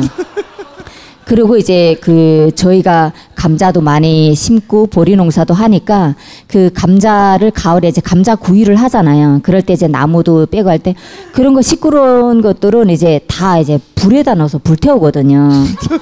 네, 근데 여기 오니까 되게 이제 희귀한, 보물로 이제 그래서, 고향에 있는 것들 여기에 좀 많이 왔으면 좋겠다. 그런 생각이 있습니다. 말씀 좀 재밌게 하시네. 감사합니다. 원래는, 모시고 이제 예를 들어서, 남북 관계 미래에 대해서도 좀 얘기하고, 또 그런 얘기 쭉 하려고 그랬는데 다음 시간에 더 나오셔서 이렇게 시리즈로 가기로 하고요. 가시기 전에 한 가지만 여쭤볼게요. 제가 제주도에 대한 환상이 있다. 네. 북한 사람들은 대부분 제주도에 가면 저는 제주도 가면 이제 그 열대 자연환경 이런 거를 생각하는데 남쪽 사람들은 북한에서는 거기 가면 맨하탄 같은 걸 생각한다고 그러더라고요. 네. 일단은 체령의 가 이제 북한에서 사라총을 책임지고 있을 때 한국에 왔었거든요. 제주도에 갔다고 했었어요. 그때 표현한 제주도가 너무 아름다운 거예요. 그게 이제 북한 주민들한테 소문이 퍼지면서 제주도에 가니까 남방 나라에 온 것 같은 느낌이더라. 나무도 우리나라에서 자라는 그런 나무들이 아니고 남방 지역에서 자라는 그런 나무들이 있더라. 야자수 같은 뭐. 네, 그리고 거기까지 맞는데. 네, 물 색깔이 정말 그 백두산 천지 색깔하고 비슷하게 네, 아주 막다. 그래서 백두와 한라라고 하지 않나. 저희는 대학 때 이렇게 들었고요. 남방 쪽이라면 사철, 이제 뭐 과일도 먹을 수 있고 이런 이미지가 아닐까. 네, 그렇게 생각을 하는데요. 일단 저는 어떻게 생각을 하냐면 한국에 대한 환상, 저는 88년도 이제 88 올림픽 그럴 때 개성에서 좀 있었는데요. 그때 한국에서 보내는 전단지를 정말 많이 봤습니다. 네, 그때 전단지를 보면서 저희 그 려단이 있는 그 골짜기에 전단지가 이렇게 떨어졌었는데 그 전단지에 비춰진 한국 사회를 보면서 많이 발전하고 있구나 이런 생각을 좀 했었는데 그게 연장선이 된 게 2000년대 한국 드라마가 북한으로 유입이 되면서 제가 제일 먼저 처음으로 본 게 한국 영화 약속이라는 영화였습니다. 근데 그 영화를 보면서 제가 느낀 게 뭐냐면 저희는 이 한국을 남조선을 썩고 병든 자본주의 사회 거리에는 깡통을 찬 거지들이 많은 나라 이렇게 배웠거든요. 그런데 그 영화를 보니까 첫 회를 볼 때는 정신이 온통 밖에 나가 있었기 때문에 혹시 녹음을 듣고 누가 급습하지 않을까 이랬기 때문에 내용도 모르고 그냥 봤어요. 그 머리는 밖에 나가 있고 눈만 이제 화면을 향해서 봤었는데 그러다가 조금 용기를 내서 제가 약속만 4번을 봤거든요. 연이어서. 그러다 생각한 게 저 썩고병든 자본주의 사회에도 의리라는 게 있구나. 저런 깡패 그 사회에 의리가 존재하는구나. 네. 그리고 남조선 여성들이 왜 건방지게 남자한테 이름을 불러대지? 네. 그거였어요. 그래서 야 이거 오래 보면 나도 물들어 가겠다. 이런 거는 좀 보지 말아야 되겠다. 이런 생각을 했었어요. 이름을 그냥 안 불러요, 그럼? 안 부르죠. 그럼 어떻게 불러요? 북한에서 남녀간에 이제 부른다고 하게 되면 동무 혹은 동지, 아니면 누구 오빠. 이제 그냥 오빠가 아니라 그 남자의 여동생을 부른다던가 이렇게 해서 오빠라고 하거든요. 그런데 한국 이제 그 영상물이 많이 들어가면서 2000년대 중반에서부터는 저 얼마 전에도 북한에 하고 이제 전화를 해서 얘 그 휘발유 값 얼마지? 이렇게 물어보니까 얘가 갑자기 돌아서서 오빠 휘발유 값 얼마야? 이래서 니네 오빠가 왔어? 이러니까 아니 누구 아빠? 그러니까 저는 엄마야 내가 지금 북한하고 전화하는데 그러니까 혼란스럽더라고요. 그래서 야 너 이제 누구 아빠라고 했냐? 그러니까 야 내가 또 실수했다. 그래서 너 여기껏 많이 버는구나. 내가 그랬거든요. 네. 어쨌든 그렇게 이제 한국하고 북한의 문화가 조금씩 이제 차이가 좀 있기 때문에 그런 면에 대해서 좀 실망을 좀 했고 많이 가지고 있던 그게 깨진 게 2층 집이에요. 네. 저는 사실 보는 영화마다 2층 집이 나오더라고요. 그래서 대한민국은 대부분 저희도 북한에서 제가 살던 집은 보통 제일 작아서 15평 그리고 보통 뭐 27평 거의 30평 집에서 이렇게 살았거든요. 그러니까 북한은 뭐 집값이 되게 싸요. 그래서 한국에 와서 사실 12평짜리 처음에 이제 정부에서 내주는 집을 이제 받았는데요. 처음에는 이거는 탈북자라서 제일 작은 집을 주는 모양이다 이렇게 했거든요. 그래서 옆집 folk 물어봤더니 한국 사람이라는 거예요. 한국 사람들이 이런 집에서 사는 사람 많아요. 이러니까 대부분 이렇게 많이 살아요. 그럼 2층 집에 사는 사람들은 그런 사람들은 돈 많은 사람들이에요. 그렇게 하더라고요. 그리고 대부분 뭐 거의는 네, 실망스러운 게 없었어요. 네. 그거밖에 없었어요? 네. 아니 이제 제가 들은 얘기 중에 또 그러니까 실망스러운 거 혹은 이해가 안 가는 것 중에 실망스러운 건 제주도가 실망스럽다는 얘기를 많이 들었고요. 이해가 안 가는 거는 왜 이렇게 일을 많이 하냐고. 그것하고 비슷하게 제가 느끼고 있는 게요. 저도 북한에서부터 그냥 일을 해왔어요. 쉬어본 적이 없어요. 저는 쭉 초등학교, 중학교, 고등학교, 대학 졸업하고 바로 방학도 없이 이제 회사에 이제 나갔었고, 결혼을 하면서 한 몇 개월을 집에서 쉬었어요. 그러고 나서 바로 이제 또 회사 일을 했었는데요. 쭉 하면서 그냥 일을 했는데, 대한민국은 정말 경쟁이 치열한 사회라는 걸 느끼는 게 제가 출퇴근 시간에 느낍니다. 출퇴근 시간에. 거의 저는 뛰어다니다시피 이제 다녀야 되고, 그래서 이제 얘기를 할 때 이제 북한하고는 조금 다른 게, 북한 사람들은 조금 누긋누긋한 그런 게 있거든요. 그래서 물론 생존력이 그 어느 쪽이라고 이제 강하다고 얘기는 할 수 없지만, 북한 사람들은 막 출퇴근 시간 확 이렇게 하는 게 별로 없기 때문에 조금 그런 면에서 좀 그렇고, 제가 가장 실망했던 거는요, 사실은 이제 지하철, 제가 원래는 지금은 수소 쪽에서 살고 있는데 옛날에는 이제 당고개 쪽에서 살았습니다. 당고개 쪽에서 살 때 4호선을 타고 이제 경복궁에 회사가 있어서 거기 출근을 하는데, 원래 이제 당고개역에서 차를 타다 보니까 항상 앉아서 가죠. 그러다가 이제 미아 지나서부터는 이제 사람이 꽉 차니까 어떤 때는 할머니들이, 저는 피곤해서 어떤 때는 눈 감고 있을 때도 있고 책을 볼 때 있는데, 그러니까 눈을 떠서 사람을 보면 저는 이제 그 사람을 볼 수가 없는 거예요. 그래서 가장 좋은 방법이 눈을 감고 있지 않으면 책을 봐야 돼요. 그래서 이제 어느 날인가 이제 책을 막 보는데, 누군가 제 발을 이렇게 차기 때문에 올려다 보니까 한 70대는 안 되셨겠더라고요. 한 60대 중반 좀 지나셨을 그런 분이 있기 때문에 저는 이제 반사적으로 이제 발딱 일어났죠. 어머니 여기 앉으세요. 이렇게 하고 제가 일어서고 사람만을 이렇게 조금 돌아서는 순간에 바로 저랑 이렇게 앉았던 옆에 섰던 그 여성분이 바로 앉아버리는 거예요.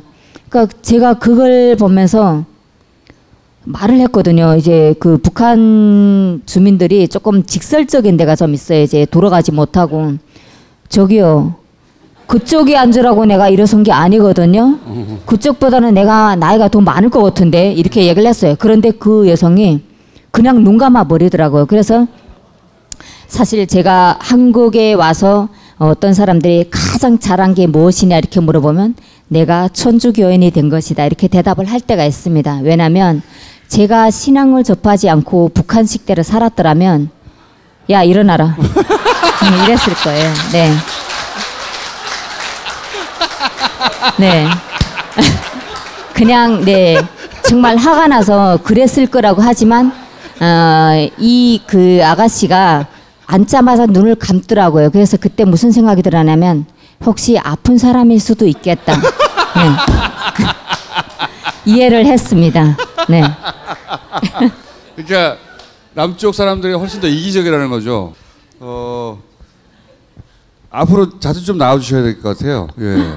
앞으로는 이런 얘기도 좀 해봤으면 좋겠습니다. 이게 태영호 공사가 북한 입장에서는 그런 말을 하면 어떻게 받아들여지는 건가? 북한이 왜 이렇게까지 화를 내는 건가? 오늘 그 얘기하려고 그랬는데 거기까지 시간을 얘기는 못하고 더덕 얘기만 길게 해가지고.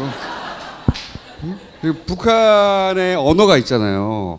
북한이 무슨 성명을 내고 혹은 뭐 담화를 내고 또 어떨 때는 뭐 인터뷰를 했다고 하고 문답 형식으로 도대체 어떤 수위의 말을 어떻게 받아들여야 될지 감이 없거든요.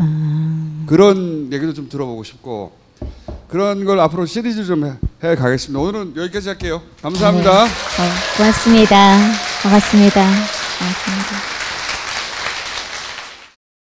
요즘 핫한 서비스인 팟캐스트. 누구나 팟캐스트를 만들고 들을 수 있는 파티를 소개합니다. 그럼 나만의 방송국을 만들어 볼까요? 먼저 파티 앱을 다운받고 방송국 만들기 버튼을 클릭.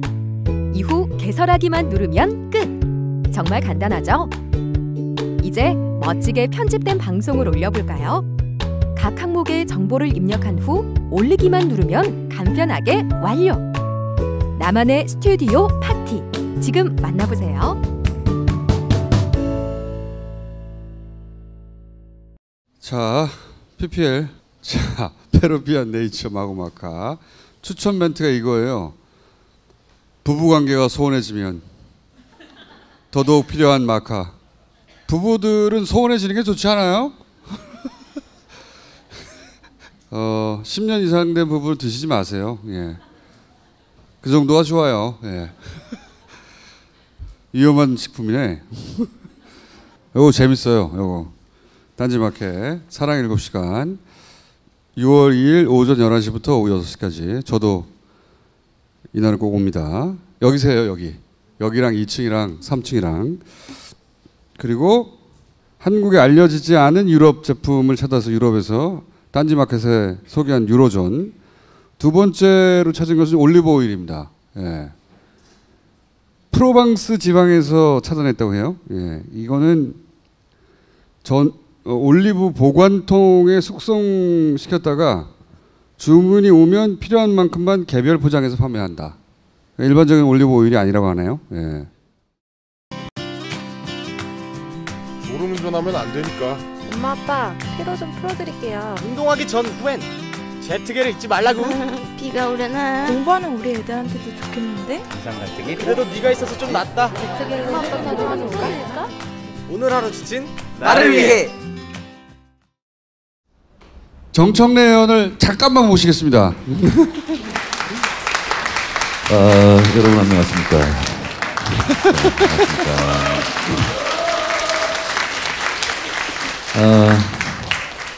이 시대의 참 충돌인 정청래입니다. 얼마 전에 충돌이 있었어요. 아, 자동차 충돌? 네. 네. 그게 어떻게 된 거예요? 제 페이스북을 참조해 주세요. 알겠습니다. 네. 오늘 안 나와도 된다는데 굳이 나오신 이유가 앞으로 굳이 나온 이유가 이 다스베이다 사회자 김어준 중수가 제발 한 번만 나와달라고 통사정을 해서 어쩔 수 없이 예정에 이끌려서 한번 나와줬습니다. 답변이 됐나요? 들어가시려고 이제? 네. 네. 아니 이제 앞으로 저 지방선거 이후 지방선거는 사람들이 관심이 별로 없어 이제. 지방선거 이후에 네. 어떻게 변해갈 것인가. 예? 그 원래 노스트라다문에 그거 전공 아닙니까? 저희가 같이 떠들어대는 거. 이런 지방선거 같은 큰 선거는 세 가지 요소가 당락을 결정하는데요. 첫 번째가 구도, 인물, 그 다음에 조직 뭐 이런 건데 사실은 인물과 정책에 의해서 어디는 1번이 뽑혔다가 2번이 뽑혔다가 3번이 뽑혔다 이렇게 하는 게 사실인데 특히 이번 지방선거는 투표할 곳이 너무 많아요. 7개. 일자로 찍습니다. 그냥 1번 찍은 사람 다 1번 찍게 되는데 그래서 광역단체장 선거에 따라서 기초단체장, 광역의원, 기초의원도 대체적으로 결정이 될 가능성이 높아요. 박원순 시장을 1번 찍고 기초단체장은 3번 찍었다가 광역의원은 4번 찍었다가 뭐 이렇게 하지 않는다는 거예요. 맞아요. 그냥 내리 쭉 찍고 오는데 일자형 투표라고 그걸 말하는데 17개 광역단체를 제가 다른 매체에 가서 분석을 했는데 크게 다르잖아요. 그거를 2달 전에 가서 제가 말씀을 드렸는데 대구, 경북, 그리고 울산, 제주 정도가 좀 힘들지 않겠느냐 이렇게 제가 봤는데 울산이 유리하게 바뀌었고 제주도가 조금 불리하게 됐고 그 상황이거든요. 그렇게 되면 17개 광역단체장 중에서 자유한국당이 가져갈 것은 많으면 4개, 적으면 3개 정도. 제주도도 자유한국당으로 치시는 겁니까? 거기는 무소속으로 치죠. 그런데 제주도가 많이 분리한 건 아니고 약간 지금 힘이 딸린 상태인데 그것도 이제 반전의 기회를 잡게 되죠. 제가 더불어민주당 중앙선대위 유세단장이에요. 제가 거기에 2번 정도 가면 판세가 뒤집어지지 않을까. 그래서 벌써부터 제주도민들께서 정청래 유세단장 제발 제주도에 2번 이상 와달라. 그래서 원래는 1번 정도씩만 가는데 제주도를 2번 정도 갈 생각이에요. 큰 영향은 없겠네요. 큰 영향을 받을 예정이에요. 네. 서울에서 안철수 후보가 2위합니까? 김문수 후보가 2위합니까? 김문수 후보가 2등 한다고 2달 전에 제가 예언했습니다. 2달 전에? 네. 왜 그렇습니까?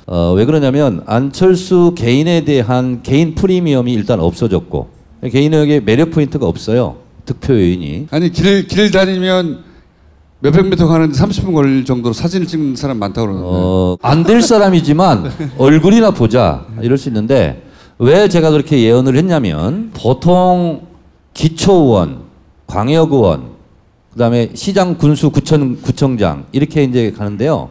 동네에서 보이는 것은 1번, 2번만 보입니다. 3번, 4번은 크게 의미가 없어요.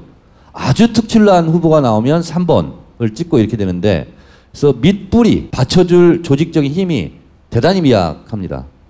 어쩌면 자유한국당 같은 경우는 저희 마포 같은 경우도 후보가 있고 또 유세차도 돌아다니고 이렇게 하거든요. 그런데 3번 바른정당은 기초의원이나 광역의원 같은 경우는 후보 구하기도 지금 어려운 입장이거든요. 후보가 뛰어져야 서울에서도 안철수 뭐 선거운동도 하고 이렇게 될 텐데 설령 나왔다 할지라도 자기가 떨어질 수 있으니까 자기 얘기만 하기 급급해요. 3번 같은 경우는 원래 지방선거 때 굉장히 어렵습니다. 현장에서. 그래서 저는 김문수 후보가 저는 앞설 것으로 예언을 하는데 근데 단일화 얘기는 김문수 후보가 먼저 하는 겁니까? 왜? 일단 예언을 이렇게 하는데 네. 이 예언이 틀리면 이정현 의원에게 장을 지질 것을 그때 권고하도록 하고 김문수 후보가 지금 단일화 얘기를 계속하고 있잖아요. 네. 그거는 제 추론으로는 본심은 돈 때문에 그러지 않을까. 15% 안 나올까 봐? 네, 그렇습니다. 서울시장 선거하는데 한 40억 안팎 이렇게 든다고 그러는데 15%를 못 얻으면 20억 정도를 본인이 물어내야 돼요. 본인이 해야 돼요? 본인이 내야 돼요. 야. 그러니까 40억은 개인이 펀딩을 받던 아니면 당에서 빌려주든 그래서 나중에 선거 보전금이 나오면 그걸로 갚는 거거든요. 근데 15%가 안 나오면 예를 들어 40억이 들어갔다. 20억은 본인이 전문 용어로 꼬라 박아야 돼요. 근데 김문수 후보는 재산 내역 한번 보세요. 거의 뭐 재산 상태가 거의 파산 상태. 그래서 저도 제가 김문수 후보라면 만약에 15%가 안 나오면 어떡하지? 제일 큰 고민일 거예요. 내심. 그래서 자꾸 단일화 얘기를 하는 것은 아닐까. 라고 추론하시는 거죠? 네, 그렇습니다. 근데 그럼 됩니까? 단일화가? 네? 단일화가 됩니까? 안 되죠.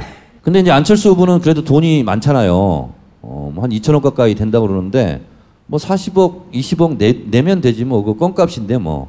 그래서 돈 걱정은 안 하는 후보예요. 유일한 강점이죠, 그게.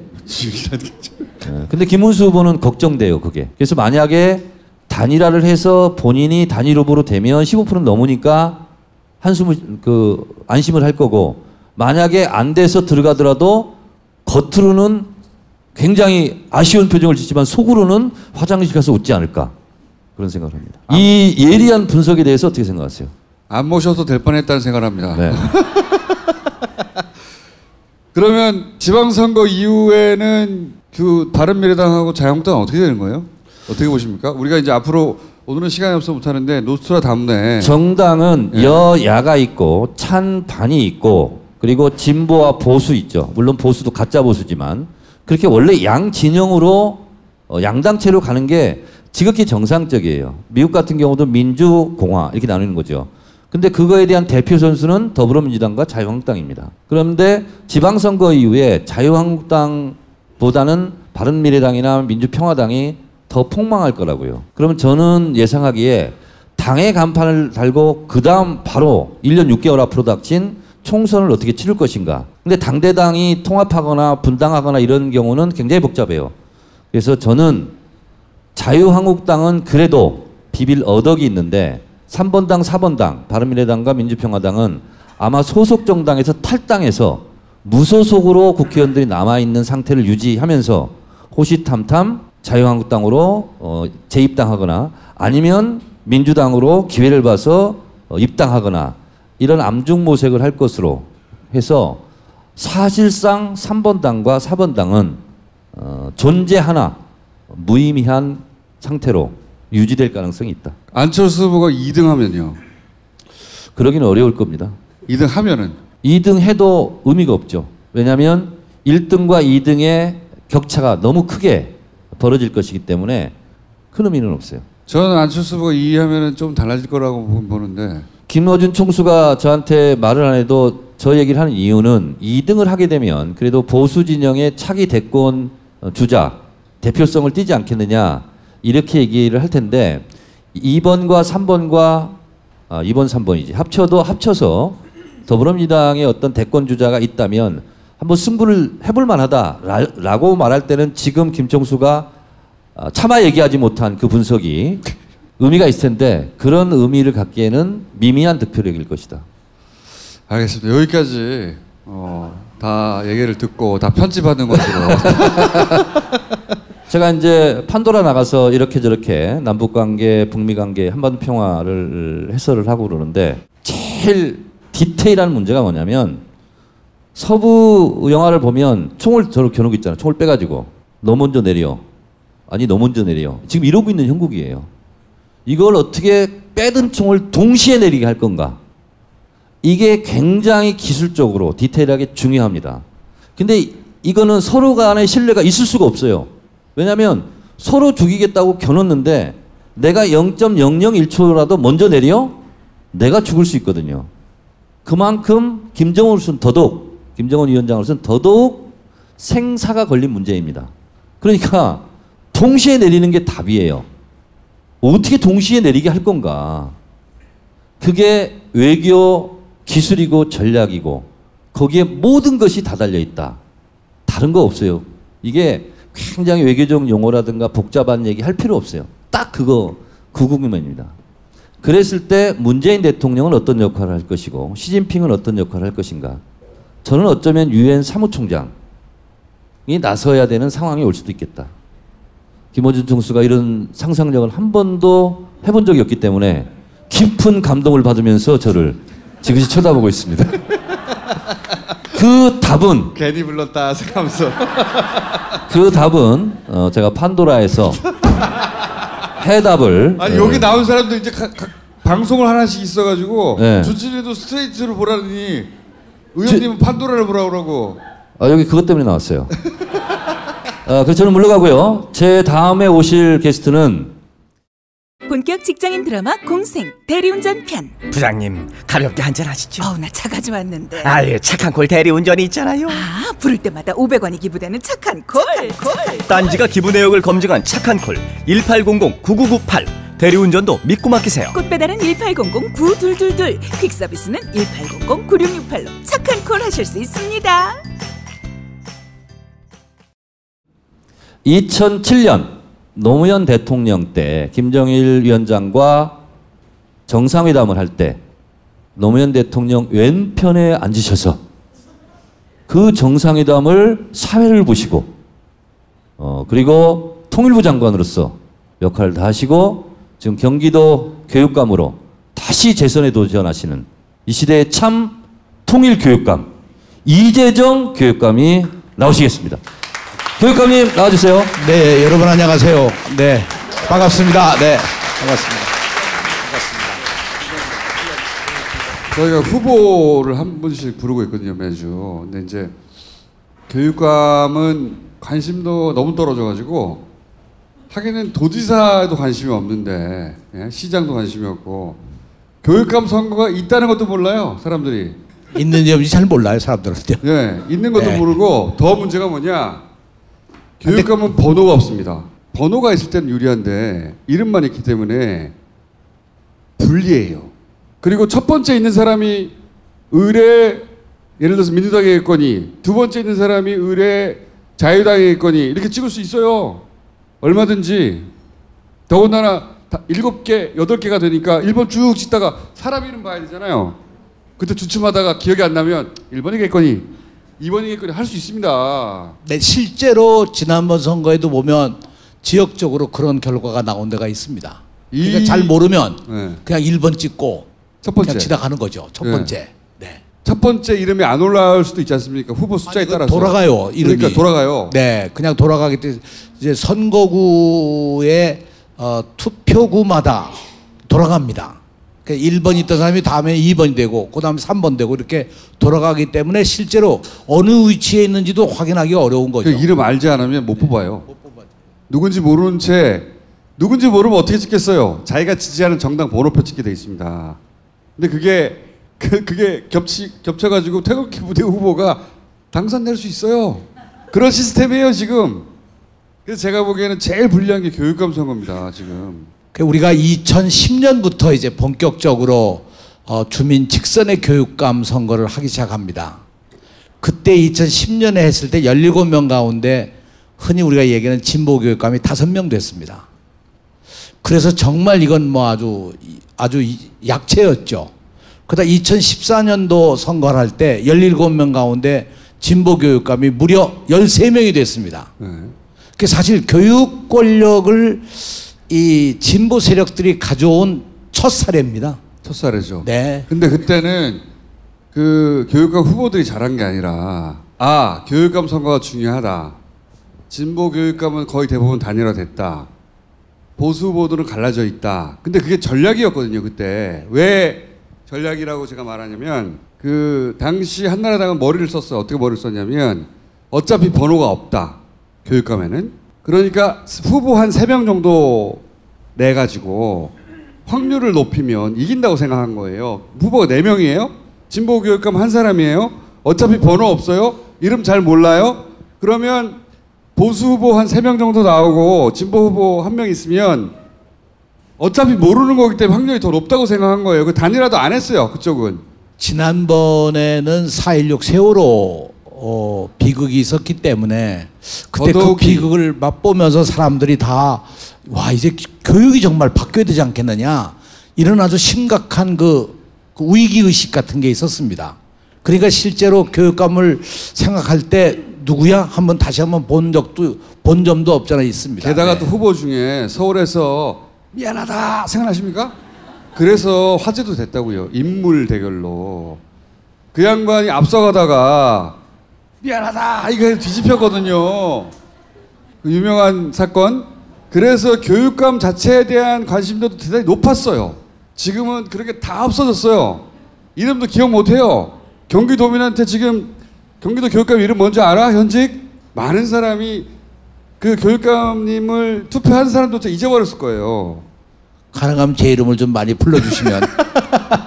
사실 이름을 알리는 게 제일 어려운 일 가운데 하나예요. 그러니까 이 인지도를 높일 수 있는 길이 없어요. 왜냐면 여기도 안 불러주죠. 거의 유일하게 부른 거예요, 제가. 김어준 공장장 거기도 안 불러주죠. 거기는 아니 서울시장도 안 불러요. 그러니까 사실은 언론에서도 취급 안 해주고 그렇다고 정치권하고 손잡고 할 수 있는 일도 아닌 거고요. 그러니까 실제로 인지도를 높일 방법이 없어요. 제 생각에는 교육감님들이 후보들이 쭉 이름을 써서 진보 교육감 이름만 쫙 써가지고 광고를 해야 돼요. 개인 광고가 아니라 우리는 17군데 진보 교육감 여기 이렇게 있습니다 하고 이름을 쫙 사람들이 그걸 보고 예를 들어서 하다못해 트윗을 하던가 사진 찍어서 돌리던가 그렇게 떼거리로 노력하셔야 돼요. 이번에는. 자기 동네 교육감 이름 모르는 사람 많아요. 많아요. 그럼요. 예. 그러니까 그건 사실입니다. 제가 모신 이유가 그겁니다. 교육계 이슈 잘 알아서 하시겠죠. 실제로 학생이 누가 집에 있으면 그나마 그래도 관심이 있는데 그렇지 않으면 뭐 관심조차도 없는 거예요. 그게 참 어려운 일이에요. 그래서 제가 사실 제안하기를 교육감 선거는 그러면 선거권이 있는 사람을 좀 바꾸자. 이게 뭐 어른들이 하지 말고 최소한 고등학생쯤이면 다 생각들이 있으니까 16살 이상 좀 투표권을 주면 그래도 교육감 선거가 더 활성화되지 않겠느냐. 제 생각에는 교육감 다시 번호 달아야 됩니다. 앞으로도 이 문제 계속 반복될 거거든요. 네. 맞아요. 얼마 시간이 남지 않았습니다. 네. 우리 동네는 누구다라고 이름을 알려주시지 않으면 제가 보기엔 엉뚱한 사람이 당선돼요 이번에. 그런데 이제 지난번 선거에서 아시는 바와 같이 13명의 진보교육감이 나오면서 하여튼 누리과정 가지고 박근혜 정권하고 맞서 싸우고 그리고 또 역사 교과서 국정화 이거 가지고 정말 이 교육감들이 처음입니다. 그게 청와대 앞에 가가지고 1인 시위 한 것이요. 전국 교육감 10명이 나와서 1인 시위를 했는데요. 아마 역대에 없었던 일이거든요. 이제 그런 일들이 진보 교육감 이거 하신 거죠, 이거. 누리과정과 같은 특정한 용도의 교부금을 직접 자기 나라 역사를 모르면 혼이 없는 인간이 되는 것이고 반갑네, 오랜만에 다르게 보니까. 역사를 배우지 못하면 혼이 비정상이 될 수밖에 없습니다. 이거 아니 말이 안 돼. 아니 이렇게 좀 잠깐만 들어가. 이러지 마.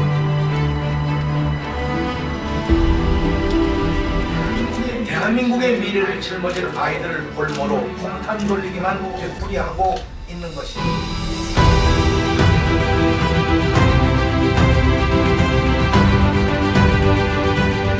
은혜는 충한 용리로 비춰질 뿐입니다. 교과서를 폐기해야 한다고 촉구했습니다. 여기 얼굴 아는 사람들이 누가 있어요? 잘 몰라요. 다 교육감들인데 당선된.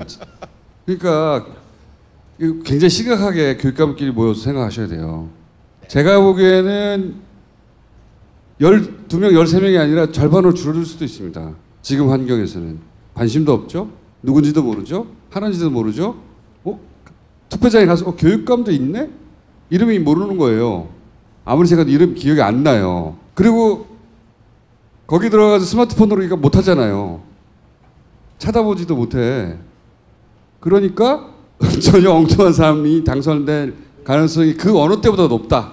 심각하게 생각하셔야 된다. 교육감님들끼리는, 예비후보끼리는. 하여튼 그래도 우리 국민들이 그렇지 않아요.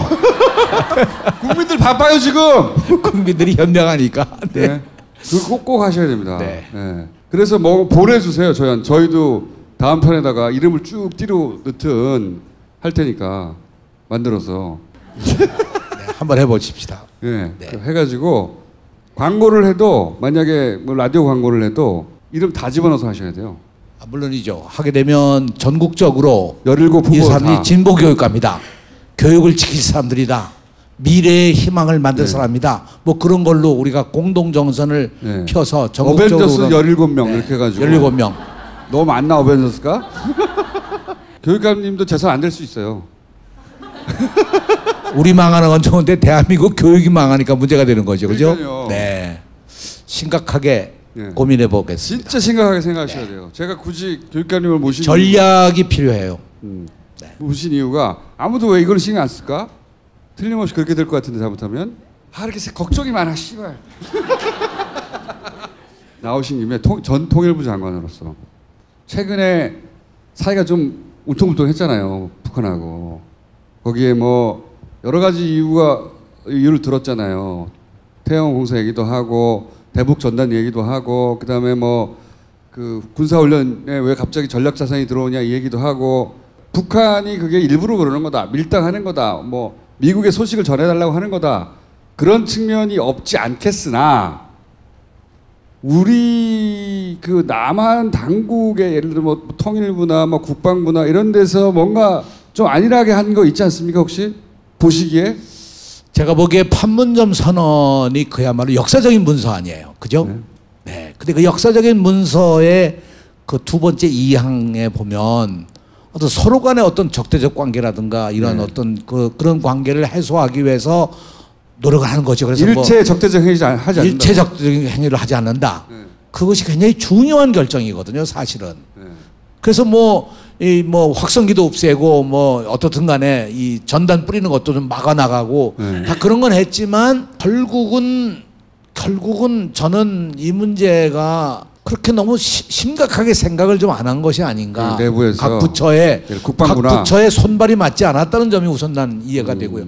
왜냐하면 과거의 경우에 저런 경우 아주 세밀하게 이 관계장관 회의가 매주 목요일마다 열려가지고 서별관에서 열렸거든요. 매주 목요일마다 열려서 자 이번 이 군사훈련은 어떻게 될 거냐, 어떤 영향이 미칠 거냐, 그거 다 논의하고 진행을 해 나갔거든요. 근데 이번에 그것이 좀 빠지지 않았나. 어떻게 뭔가 미스테이크가 있었다고 저는 생각을 해요. 판문점 선언이 워낙 큰 선언이었기 때문에 웬만한 일로는 이제 분위기가 바뀌지 않을 테니까 좀 안일하게 생각해가지고 부처 장관이 예를 들어 국방부 장관 정세현 전 장관은 이거 국방부 장관이 미리 안 챙겼구만 이렇게 말씀하시던데 저는 국방부에서 당연히 챙겼어야 될 일인데 국방부는 그렇게 안 가는 데가 국방부 아니에요 원래가.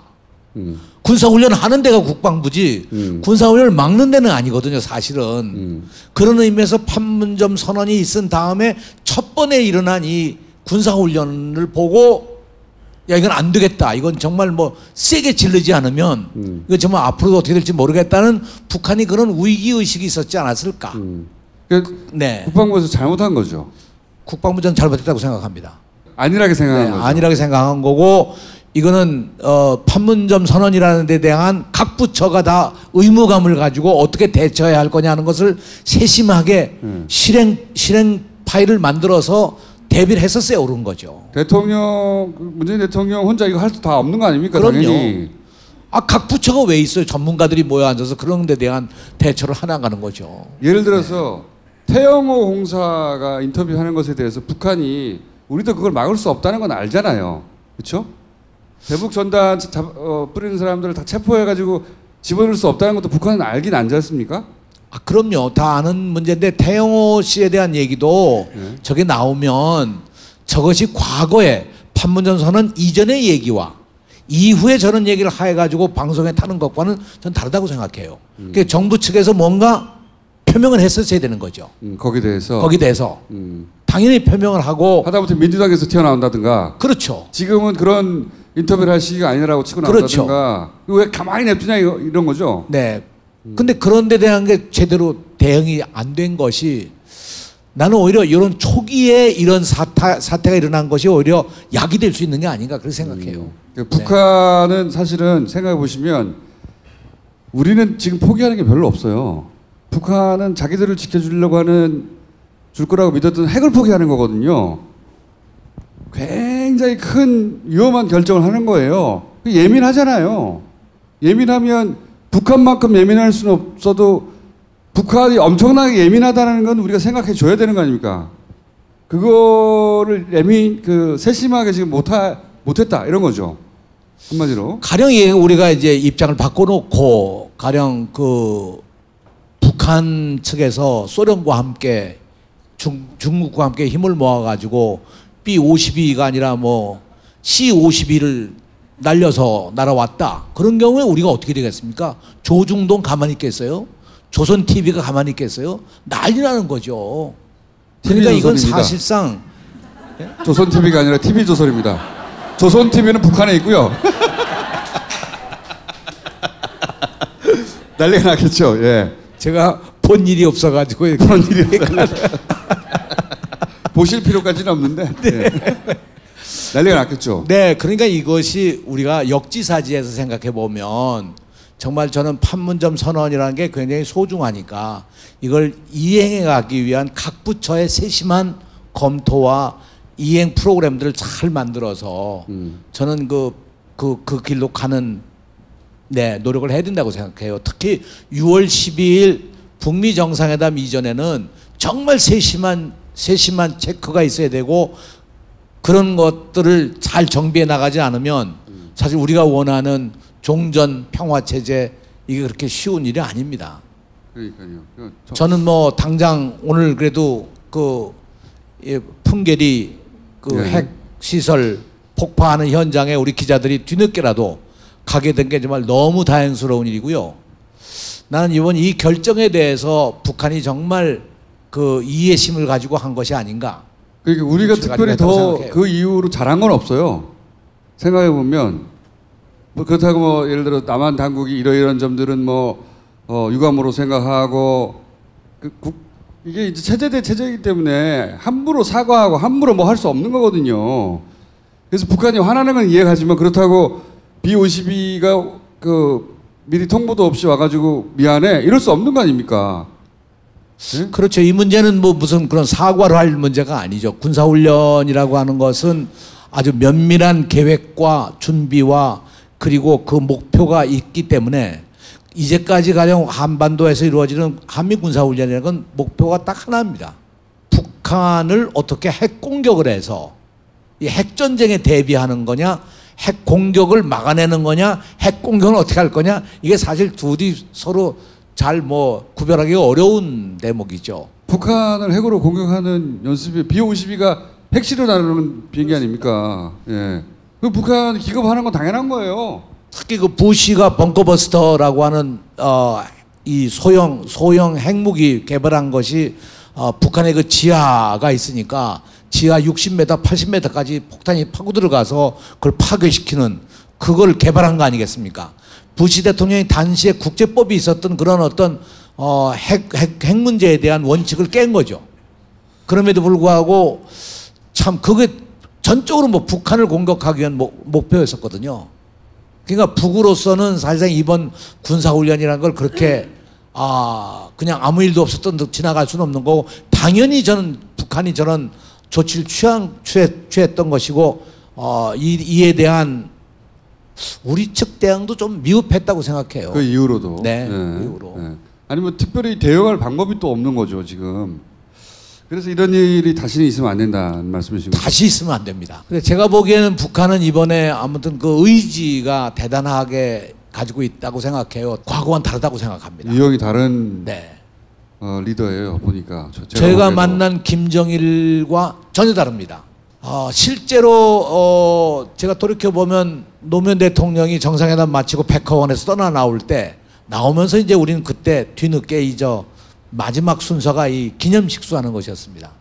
그럼 당연히 기념식수에 김정일 위원장이 나와야 되는 거 아니에요. 근데 안 나왔거든요. 안 나올 것뿐만 아니라 그 백화원 안에서 이제 여기서 헤어집니다 하고 그냥 이렇게 손을 들고 거기서 끝난 겁니다. 밖에까지 나온 것도 아니고요. 샤이한 사람이네. 샤이보다는 글쎄 잘 모르겠어요. 글쎄 잘 모르겠는데. 네. 근데 요번에 김정은 보세요. 우리 정의용 특사 단장에 갔을 때 주차장까지 2내가 나와서 특사가 가는 거를 환송을 해주지 않습니까? 굉장히 사교적이에요 보면. 지난번에 네. 그 만찬 때 참석하셨던가요? 못 갔습니다. 불러주지 않아서요. 현직 교육감이니까 못 갔겠구나. 이유는 모르겠습니다. 그것도 또 물어보기도 그렇잖아요 또. 왜냐하면 현직 교육감이잖아요. 네. 웬만하면 전직 그 통일부 장관 네. 자격으로 가셨을 것 같은데, 지난번에 김정일 위원장도 만난 분이고 직접. 네. 현직 교육감이라서 못 가셨어요. 서운했어요. 예. 특히 그 냉면을 못 먹어서 너무 유감이었습니다. 오늘 여기까지 할까요? 다음 주에 플랜을 들고 나와주세요. 네. 감사합니다. 여기까지 하겠습니다. 고맙습니다. 감사합니다.